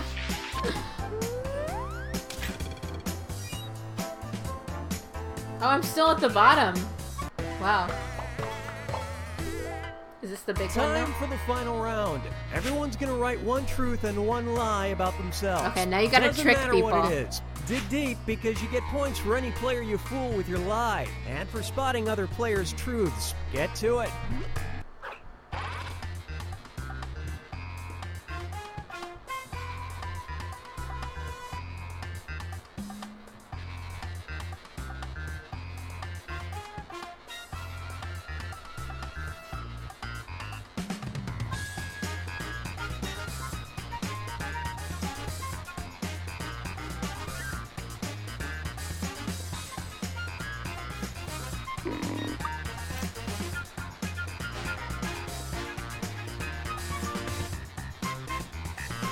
Oh yeah, Kevin J. I thought that might be specific enough that I would trick people.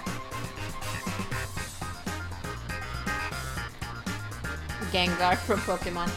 One truth and one lie. Anything will do, and keep an eye on that timer.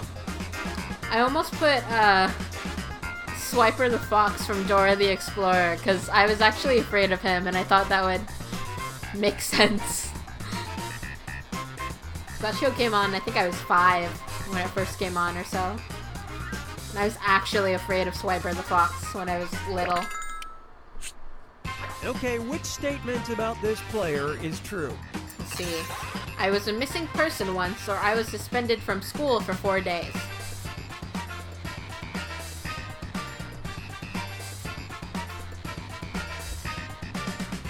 What do you guys think?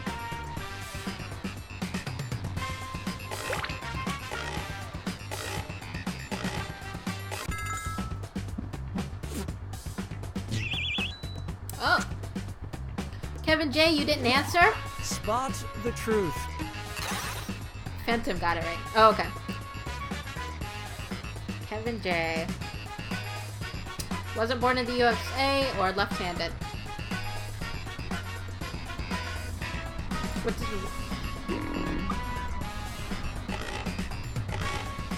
It didn't let you vote? That's weird. Oh. Which is it? Okay. Phantom.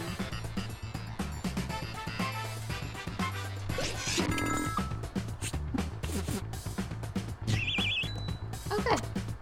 We got it. Poor Phantom. Phantom, you won! You're the best liar!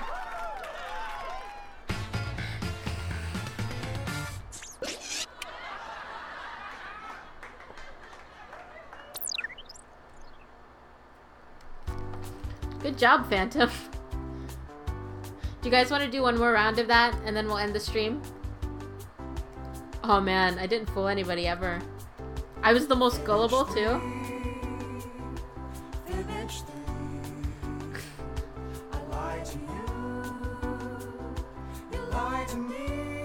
Here, I'll go ahead and start it again.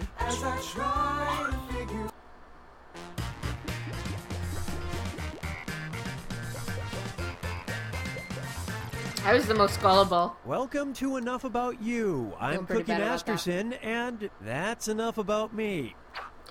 Last Three-player one. game. For when you do have friends, just not a lot of them. And if you're not playing, don't forget you can Wow. still join the audience. The audience votes on fake answers to fool those gullible players, and they also get to guess the truth. Let's hit it. Game just burned me. You know what to do. Answer the question on your device, then make up lies about the other players. It's You get wor- 500 the worst points for part is fooling it's people true. who made up answers, 1,000 for finding the truth, and on your question, you get a reputation bonus for players who know you well enough to get it right. Got all that? Good. Put in your answer now. Oh, dang. That's a tough one.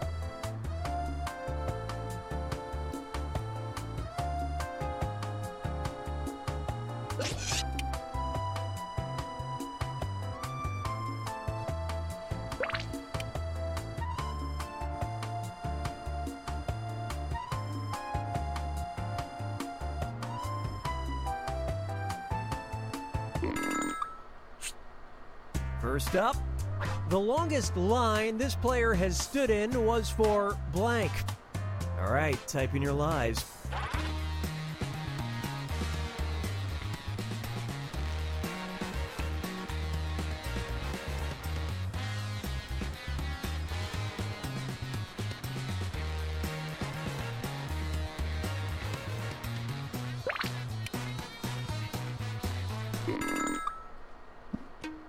Okay, seek Okay. the truth. An autograph midnight premiere for Twilight was for 3 hours.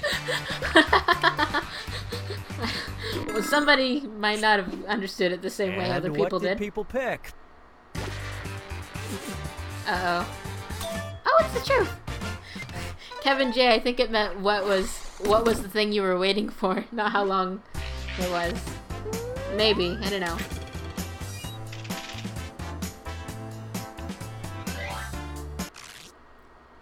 Okay, here's your question. This player's favorite thing Phantom's they favorite have thing they have framed or displayed displayed in their home is blank. Okay, enter your lies.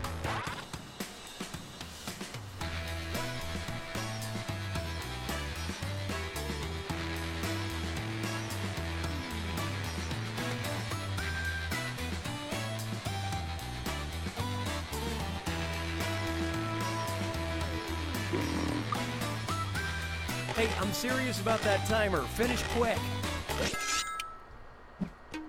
Okay, which one is the truth? Softball trophy from kindergarten, Power Rangers movie poster, a picture of me. Who's me?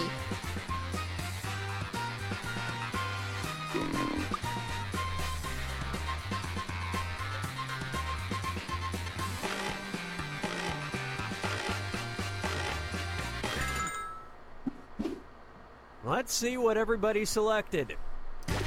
Power Rangers movie poster, I said. That's the truth! Woohoo! Did you not answer again, Kevin J? Or no, you did, didn't you? Huh. I'm barely winning. We're all like pretty neck and neck right now. Try this one. The last souvenir this player bought last souvenir was I bought. blank. All right, type in your lies.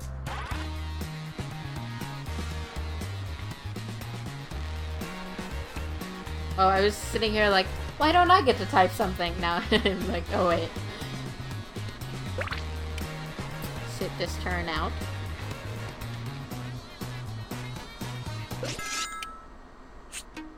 Okay, which one's the truth? Okay. Anime con button, Harry Potter lanyard, a keychain.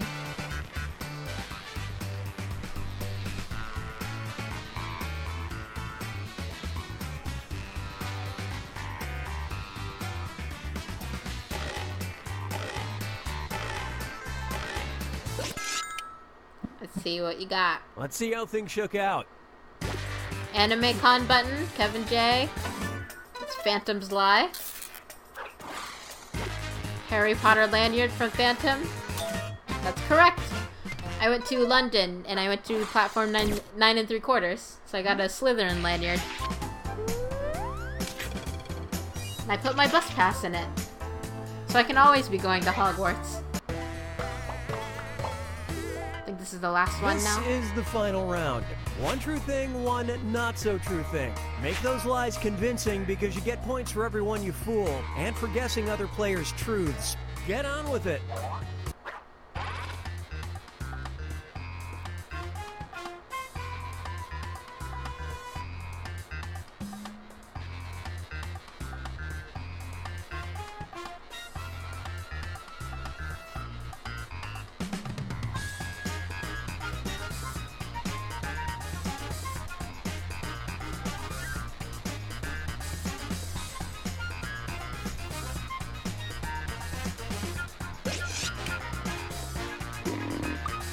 There we go. This one's gonna be a tricky one, guys.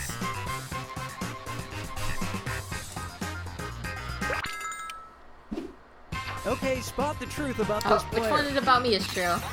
I've worked with anime voice actors, or I have a relative in North Korea.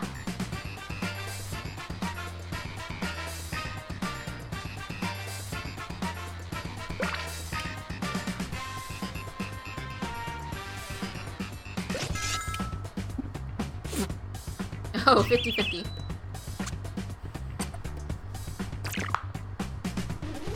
Yeah, I've worked with anime voice actors. Okay, what does active mean? Like, exercising? I don't know. I don't know what that means.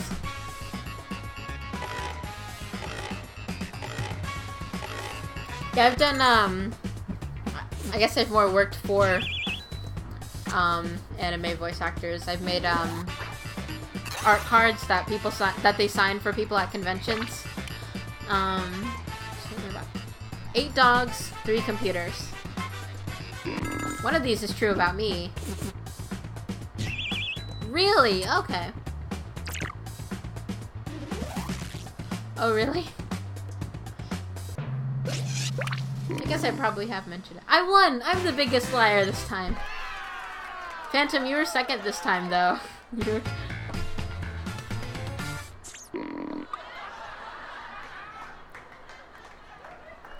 That was fun. Thanks for playing with me, guys. Worst liar? What? But I also won. I guess I can detect the BS better. Alright. Met more than worked with. That's pretty cool, though.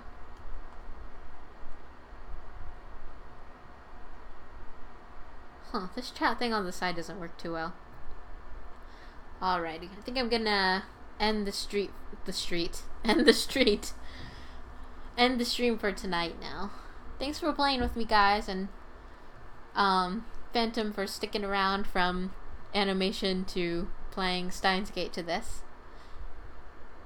I am ready to eat dinner and then eventually sleep. Maybe I'll animate more, but low-key, not on a stream.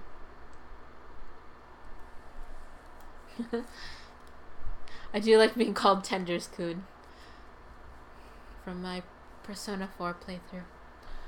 Alrighty. Yeah, maybe I'll play Persona 3 sometime. Yeah, Kevin J, I was actually thinking, like, we should get people together on the C Django Discord and play like either before a stream when they're not when they're still getting ready to get on, or after a stream. And then maybe if we have maybe with the Discord. And then maybe if we what was I saying? Maybe if we have fun with it, we can convince Jane and JV to do one on one of their game nights or something. That'd be pretty fun. And then some of us can play with them. I think like up to 6 of us or so can play with them, and then everyone else can be in the audience. And if they play a few rounds, then other people can cycle in and play with them or something.